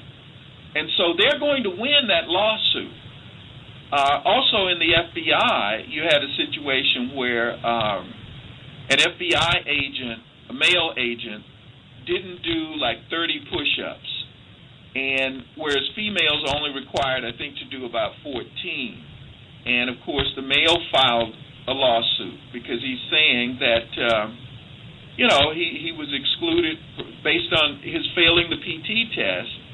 And, of course, women are not required to meet the same standard. And, of course, I predict that he's going to win that lawsuit because he was discriminated against based upon gender. What the FBI has to do is get a standard that meets their qualifications without respect to male or female. And but at any rate, when you look at the law, you look at the 14th Amendment, it strictly talks about the personhood. All citizens, require equal protection under the law. And of course, you have your Fifth Amendment that deals with your federal rights. So the point, bringing up these personal peccadillos or foibles or idiosyncrasies or however you want to perceive it, is irrelevant to the issue of equality under the law. I mean, we can bring up all kind of little personal, specialties, as it were. But the law has said these are the standards: personhood, citizenship, responsibility. So that's what we have to look at, and I think that's the standard that should be in place. Well, there's nothing I can do about that. I'm sitting here reading about women's rights as you were talking. And it says, women's rights are entitlements and freedoms claimed for women and girls of all ages in many societies. The idea is that women should have equal rights with men. In some places, these rights are institutionalized or supported by law, local custom, and behavior, whereas in others, they may be ignored or suppressed. They differ from broader notions of human rights through claims of an inherent historical and traditional bias against the exercise of rights by women in favor of men. Issues commonly associated with notions of women's right include, though are not limited to, the right to bodily integrity and autonomy, to vote, to hold public office, to work, to fair wages, equal pay, to own property,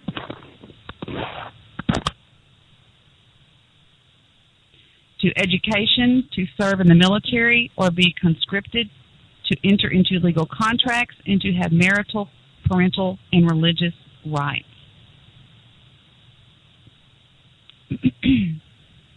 So, there you go.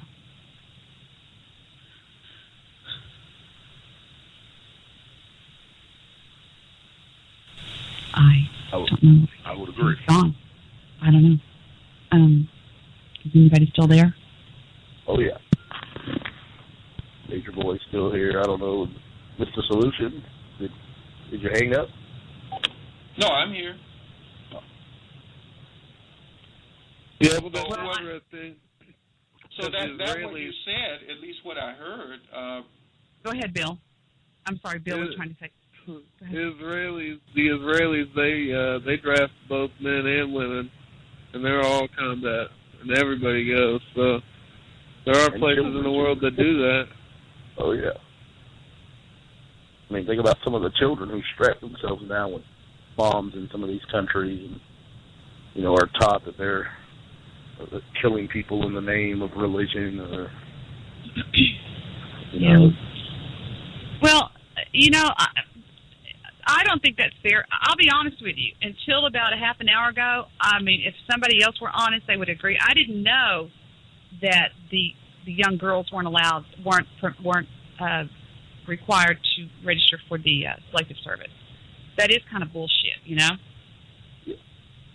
I mean, I mean, all is fair. I mean, who wants their woman fighting on the damn battlefield? I mean, some women prefer that, but I mean, Well, the theory. I'm sorry. Go ahead, Evan. No. Go ahead. All right. The theory is that women will carry on society if a lot of men end up dying in a war. Yeah. I mean, you're going to need some more children running around here. And you want to preserve I'm going to be rolling. I'm going to be at home rolling bandages. I'm serious, but I can see. I sense certain things in people just because the fact that I've been labeled an intuitive. That's not a self-proclaimed title, but in real life and online, and I sense that you might not really. I know you're going to defend this to the mat with me, but I don't think you like women, Mr. Solutions, as a general. Just what do you think? Do y'all agree with that? Well, I can agree with it to a certain degree. It does sound like he's got some kind of situation with women or the role of a woman. But I believe that a man was created to lead.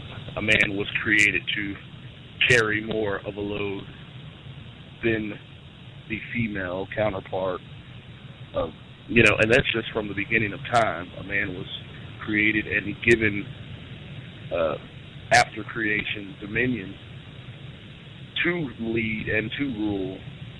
So I think a man shoulder, in order for a man to be called a man, I don't think most men would want a woman in the army. No, I wouldn't want my wife in a damn army. Are you kidding me? Well, I'm talking about fellow soldiers. Yeah. I mean, I'm just making an observation here, but it just doesn't seem like they, we call female cops dickless Tracy's. I do. Females just don't look right trying to assume positions that, no female should want the power that a male has, or power that's supposed to belong to a male. I believe. I think a woman should know her place and. Have you ever noticed how creepy a woman looks in a police uniform? She just doesn't look right. Yeah, they look like mini men. And where are you going there, boy? It just doesn't seem like. I'm like, what are you doing? That's a guy. I just think that certain things are. It'd be like seeing a woman driving a tractor or an 18-wheeler. I don't know. I'm sorry. Sir, what, Mr. Solutions, do you know has anybody ever questioned this country's reasoning behind them not making females register for the selective service? Oh, absolutely. This country was divided along race, gender, and class. But look, Debbie, I wish there were some other women here to counter you, because you're the one that's really sexist. I'm talking about equality.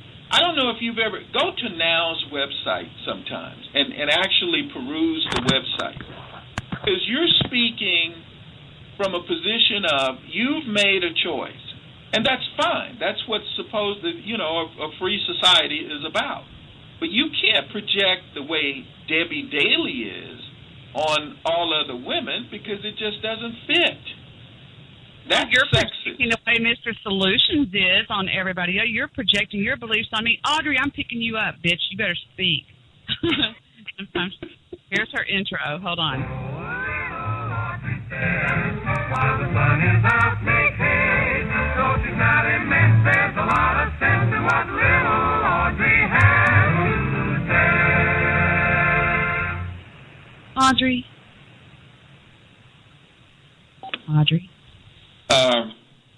Let me just clarify something you said.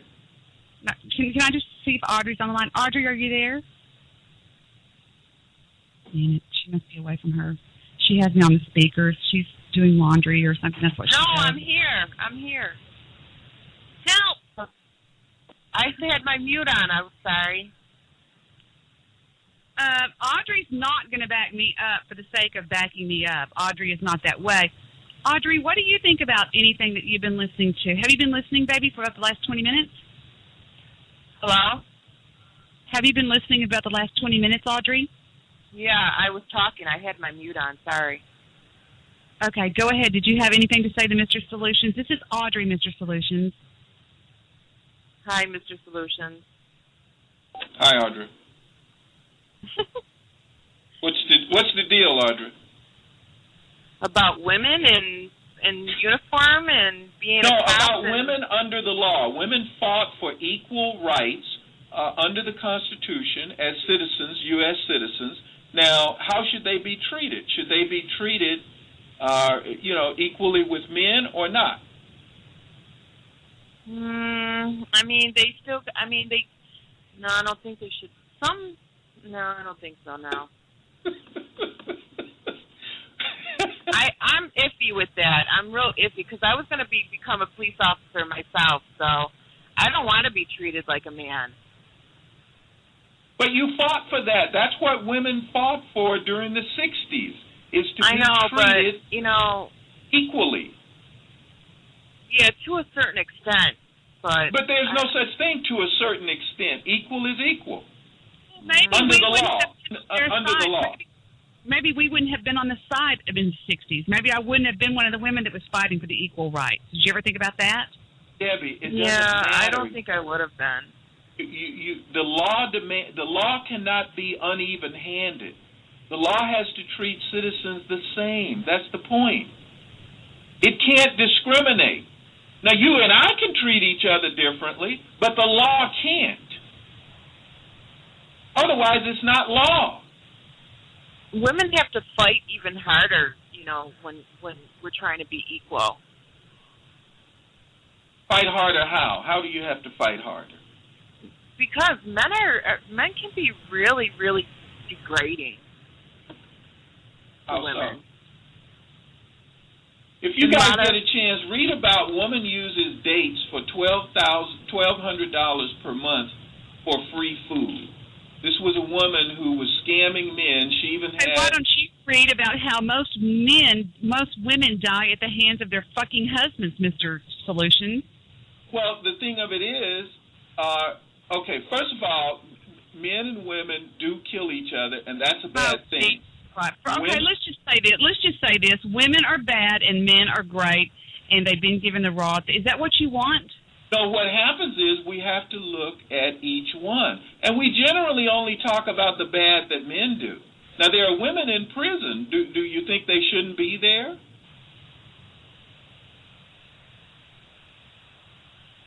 Go ahead, Nature Boy, or somebody else talk to him.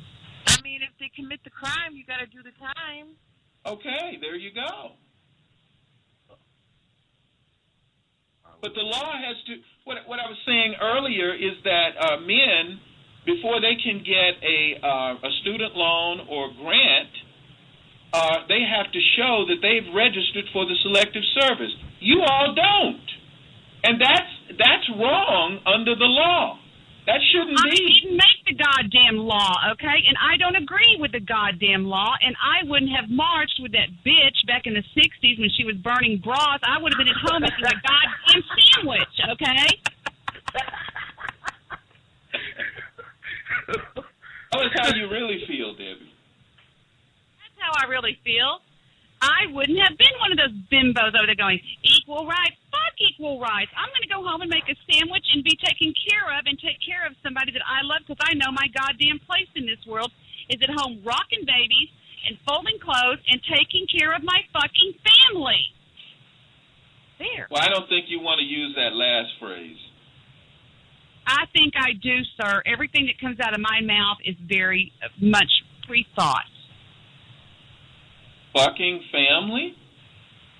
Yeah, because I hate my family. You tear apart every damn word I say.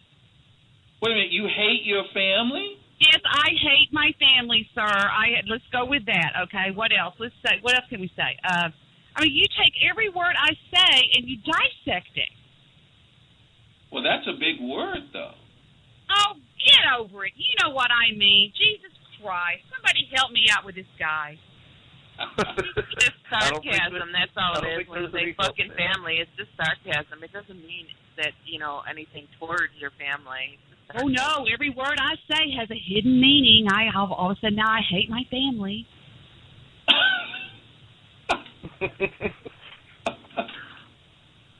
I think, as I said earlier, Debbie, we know how Mr. Solution is on this topic. Hey, wait a minute. Stop kissing butt there, brother. He's not kissing butt. Brother. Somebody's nice to I'm me. not one of your brothers. No.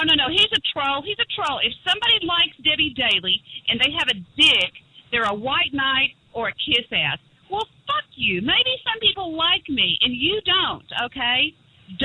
Here's what I want you to do. Here comes my final fucking message. You just keep not liking me, you piece of shit. I hung up on him. Well, did I tell you me? Did I tell you me and Mr. Solution didn't get along?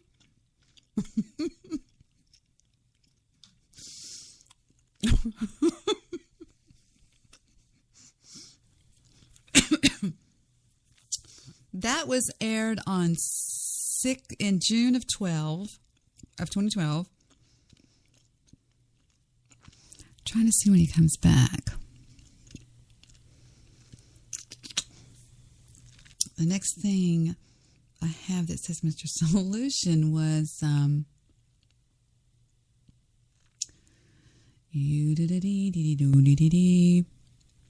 Oh. This says in July of 2012, audio found that will set some things straight around here. You got to hear this one. I remember this. If Stabby's in my room, he'll remember this. This is mind-boggling. Are you serious? On topic. You would have to confirm. Of course not. Don't turn your compared to some of the other shows we hear here on VCR. Okay, it comes on extremely late sometimes. I caught it in the archive. It's actually listed on my iTunes. I personally find Johnny Cush to be one of, if not the most talented people as far as radio goes. Oh, wait, never mind. That was something else. That was about the Big Bill troll. When they trolled, these two girls trolled me that Big Bill had died, and I was really sad about it. And I made a song to him. It was really sweet. And Big Bill went to every show on Blog Talk. Right, he's another idiot. Went to every show on Blog Talk Radio saying that I had spread that he was dead. It was so stupid. But I came out smelling like a rose on that deal. I'm trying to see when the next time Mr. Salouche called in. Because as you can see, it was a pretty bad fight we had. The next one I think I see is, I don't think he called for a while. And then one night he just randomly called back into the show. I answered it and he said, "I'm just listening," I think. And then, one thing led to another. Okay, this one says, Mr. Solution. And this is, wow, it couldn't have been that long. This is 6 months later. Let me see if this is it. 6 months later. Wow. Let's take a listen and see. Oh, it's not on there. Wait a minute. You get a call at 2:30 in the morning. We've been busy all day. I mean, nonstop calls. You know, and I pretty much try to take a nap if I'm at work. I work 24-hour shifts, so. Oh, man. We didn't realize it, but half the football team was in the back listening to them. Man, turn that shit off. They're all bitchy looking, black guys all covered up with. Turn that shit off. Jerry and I can laugh our asses off. For some reason, Jerry and I we just crack each other up, and I don't know. I'll never find it. Let me look a little bit further. Did you see that commercial about the guys who then that and they got everything was racially blah blah blah blah blah, name, address, contact name, who they are. Of Johnny Walker that are $400 and $500 a quart? Is that what it is? It's a quart, like Johnny Walker Black, and I enjoy seeing the real person of many of the westerns, the fights, the struggles that they had, how it was good and evil. I just found a new best friend. Me and Mr. Solutions. I live and die by westerns. Have you ever seen Tombstone? Oh, wait a minute. Which one? Gotta say which one. Kurt Russell. Yeah. Okay, that one I liked. Yes, that had everything from your. That's your Huckleberry. Yeah. Did you know that in the last scene? Did you know that actually the bad guy that is played by David Bean in that the character that is Ringo. Yeah, Johnny Ringgold. He actually his last name is Ringgold, Gold. He was. Well, I guess he was. Wow. If you think about it, I didn't hear that. Jewish. He actually commits suicide in real life. When he looks up and saw that it was Doc Holliday, he committed suicide. He told him he would rather blow his own head off because he knew that see, back in the Old West, which is one thing I love, you get me all stirred up, men were judged by their ability to use a gun. Yeah. Of course. Yeah, the quicker the draw, the better they were. And Johnny Ringgold was in back then it took 3.5 months to go from L.A. to Colorado, about 3 months, okay? He was in a covered wagon with his father, his mother, and his little sister coming all the way from Los Angeles. They were trying to get to Tombstone. And they were overtaken by some Indians, and he had to witness his mother, his sister get raped, and his father killed at the hand of some Indians. And it was at that time he was actually in medical school, and he came from a very well-to-do family. He sold his soul out to the devil, which is why in the scene at the theater, the theater that they're at, and they start showing that part from where they sold his soul to the devil. They were showing a scene from help me out here, guys. Faustus? No. Yes. Yeah. Yes, exactly. And he goes, "What's he doing?" He goes, "Well, he's selling his soul to the devil." Oh, Dr. Faustus. Okay. Yes. Or Faust. Well, if you remember, Curly Bill looks over at Johnny Ringo and he says, "How about you, Juanito? What would you do?" And he said, "I already did it." Well, the Clantons, right? Yeah, he was with the Clantons. Yeah. Well, Ike Clanton was an old man that owned a ranch, and he had a bunch of young boys that would go across the Mexican border and steal cattle for him. Mm-hmm. I know all about the Old West. My grandfather. They were professional rustlers. Right. They were called cowboys. Yeah. That's where the word cowboys comes from. And they were a gang, and they were the first organized. It was the first organized crime in the history of the United States was the cowboys. And they're anyway, you just get me all stirred up when you start talking about the Old West. I love the Old West. I think it's where men were men. I think it's the last of the true knight and his lady fair and stuff like that. I think it was amazing. Did you know that the Earps, I know all about them, they actually owned race horses? And do you know why? Now, Mr. Solutions, you're going to love this. Do you know why some people call men a pimp nowadays? Because back in the old days, a pimp was a man that made his wife work. That's why they called the Earps pimps, because the wives of all three of the brothers actually worked. They made them work the racehorse business. Oh, okay. Yeah, and they had racehorses, and that's why in the very first scene you see them pulling those horses behind that were black. Mm-hmm. That was their stallions, their race horses. That was very true. And when he goes to arrest Ike Clanton, he goes, "You pimp, take your pimp hands off me, you pimp." That's right. I remember that. I remember that specifically. That's right. So a lot of that was like a documentary. Yes. Though they embellished a bit. But they referred to gentlemen back then that made their wives work as pimps. And that's why he called him a pimp, was because he knew that the Earps made their wives work the racehorse track. They would go out there and keep the records and get the money and stuff like that. Even if it was an honorable job. Exactly. Oh, okay, Yeah. Gotcha. Back then, it was never heard of that you made your women work. And Well, now let me say this: I had not, and I'm a real fan. The way I remember words is I check the etymology. Mm-hmm.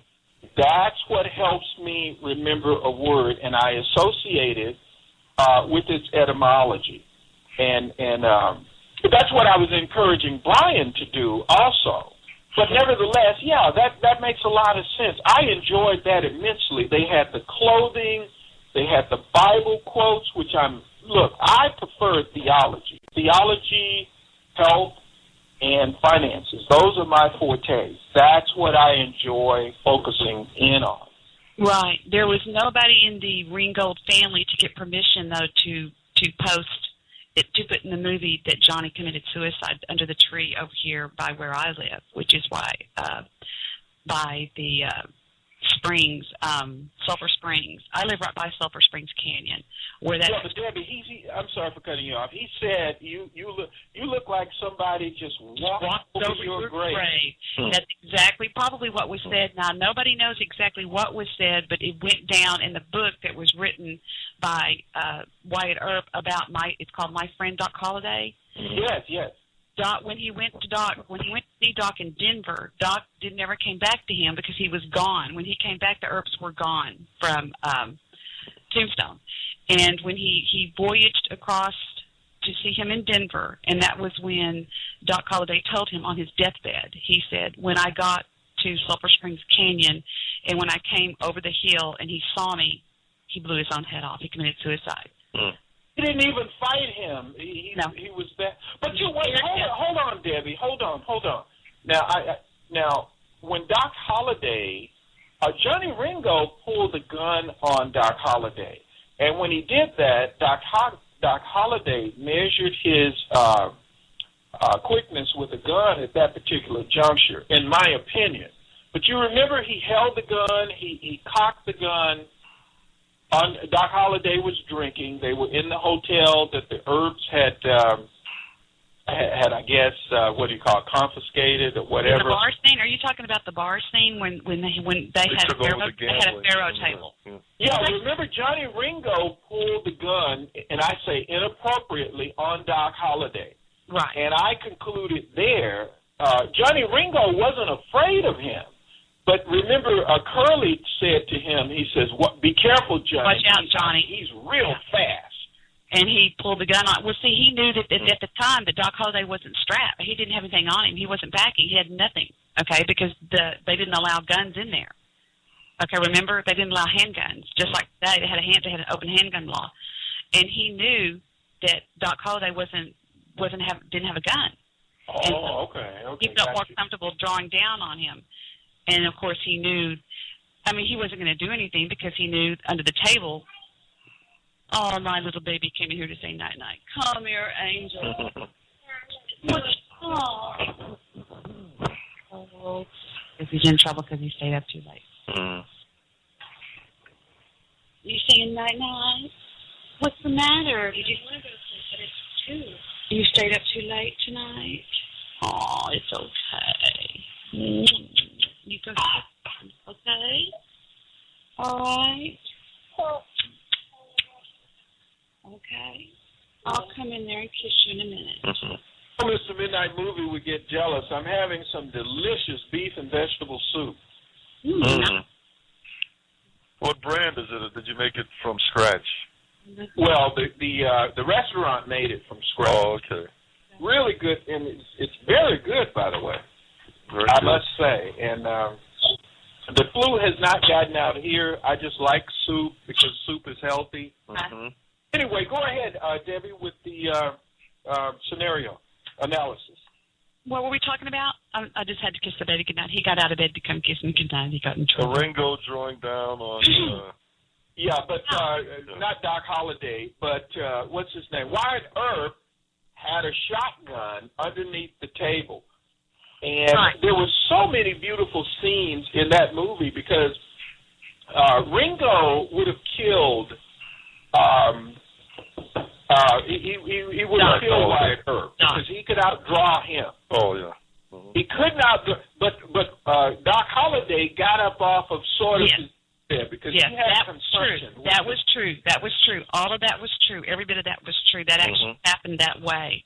Yeah, he had a lung disease, so he got up off his deathbed because Wyatt Earp was very shocked to see Doc there. And he beat him there. He took a shortcut there. He took a faster horse, went the shortcut, because where they went was 100 miles away to Sulphur Springs Canyon, he said. And he went there. He knew that Wyatt was going to be killed. He knew it. He knew that he could not beat him. And he met him there, and when he looked up and saw that it was Johnny Ringo, when Johnny Ringo looked up and saw that it was Doc Holliday, he put a gun to his head. He said, and he told him, his last words were, "I'd rather blow my own head off than to die with you." And that's about all I'm going to give y'all. I'll play the rest of it tomorrow night. But before I get off the air here, I wanted to play y'all one more thing. Remember I told y'all I was working on a new intro that had a lot to do with Jewish Producer and Mr. Midnight Movie Man? These are 5 excerpts taken from the very first time they ever called my show. And here they are. They're going to go on the new intro. Let me ask you a question. What is heavier, a pound of muscle or a pound of fat? You know, there's a lot of different theories on that, but some Jeep girl did that to me one night. It's a trick question. Oh yeah, okay. Don't mess with Mr. Midnight Movie. Mr. Midnight Movie knows his movies. Did you date before you got married? Did you ever date Jewish men? Midnight Movie. You just got trolled. So just give it up. Just give it up. You're right. We're gonna mold our template after the way you do it. Do you ever get trolls? All the time. I hear them all the time on your show.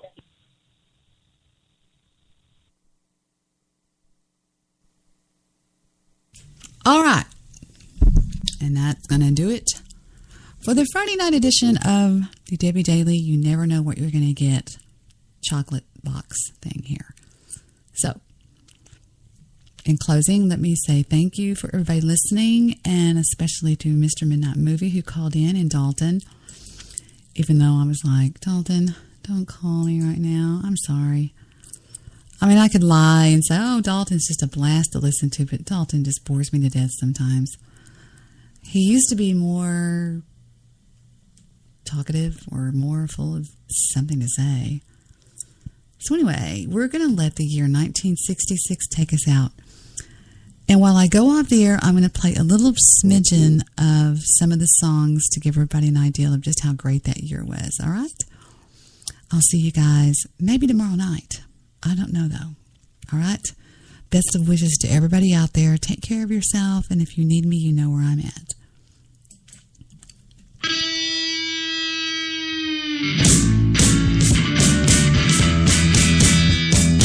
Wild thing,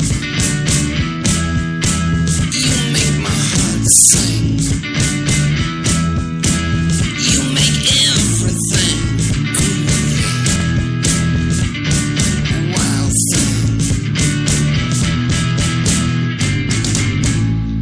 wild singer, think I love you, but I wanna know for sure.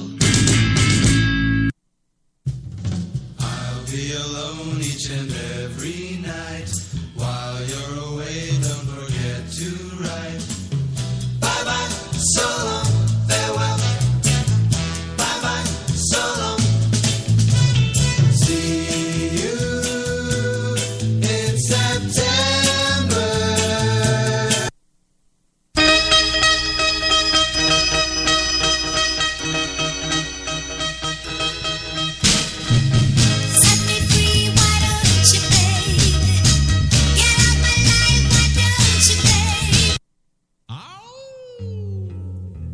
Who's that I see walking in these woods? Why, it's little Red Riding Hood. Hey there, little Red Riding Hood. You sure are looking good. You're everything a big bad wolf could want. I love the colorful clothes you wear, and the way the sunlight plays upon her hair. Inside a gentle world, on the wind that lives so perfume through the air. I'm picking up vibrations. She's giving me the excitations. I'm picking up the good vibrations.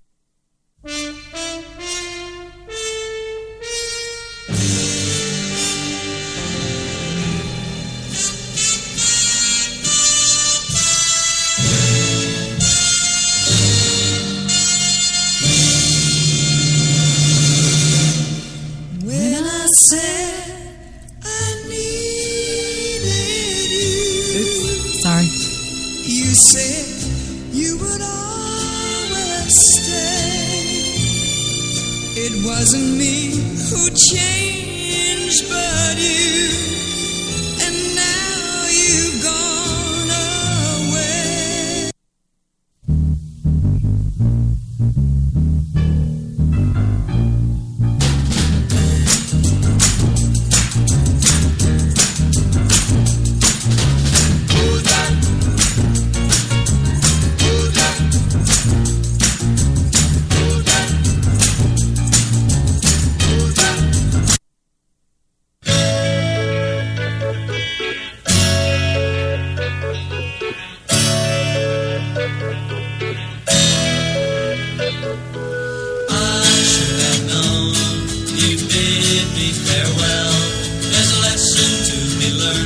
And I learned it very well.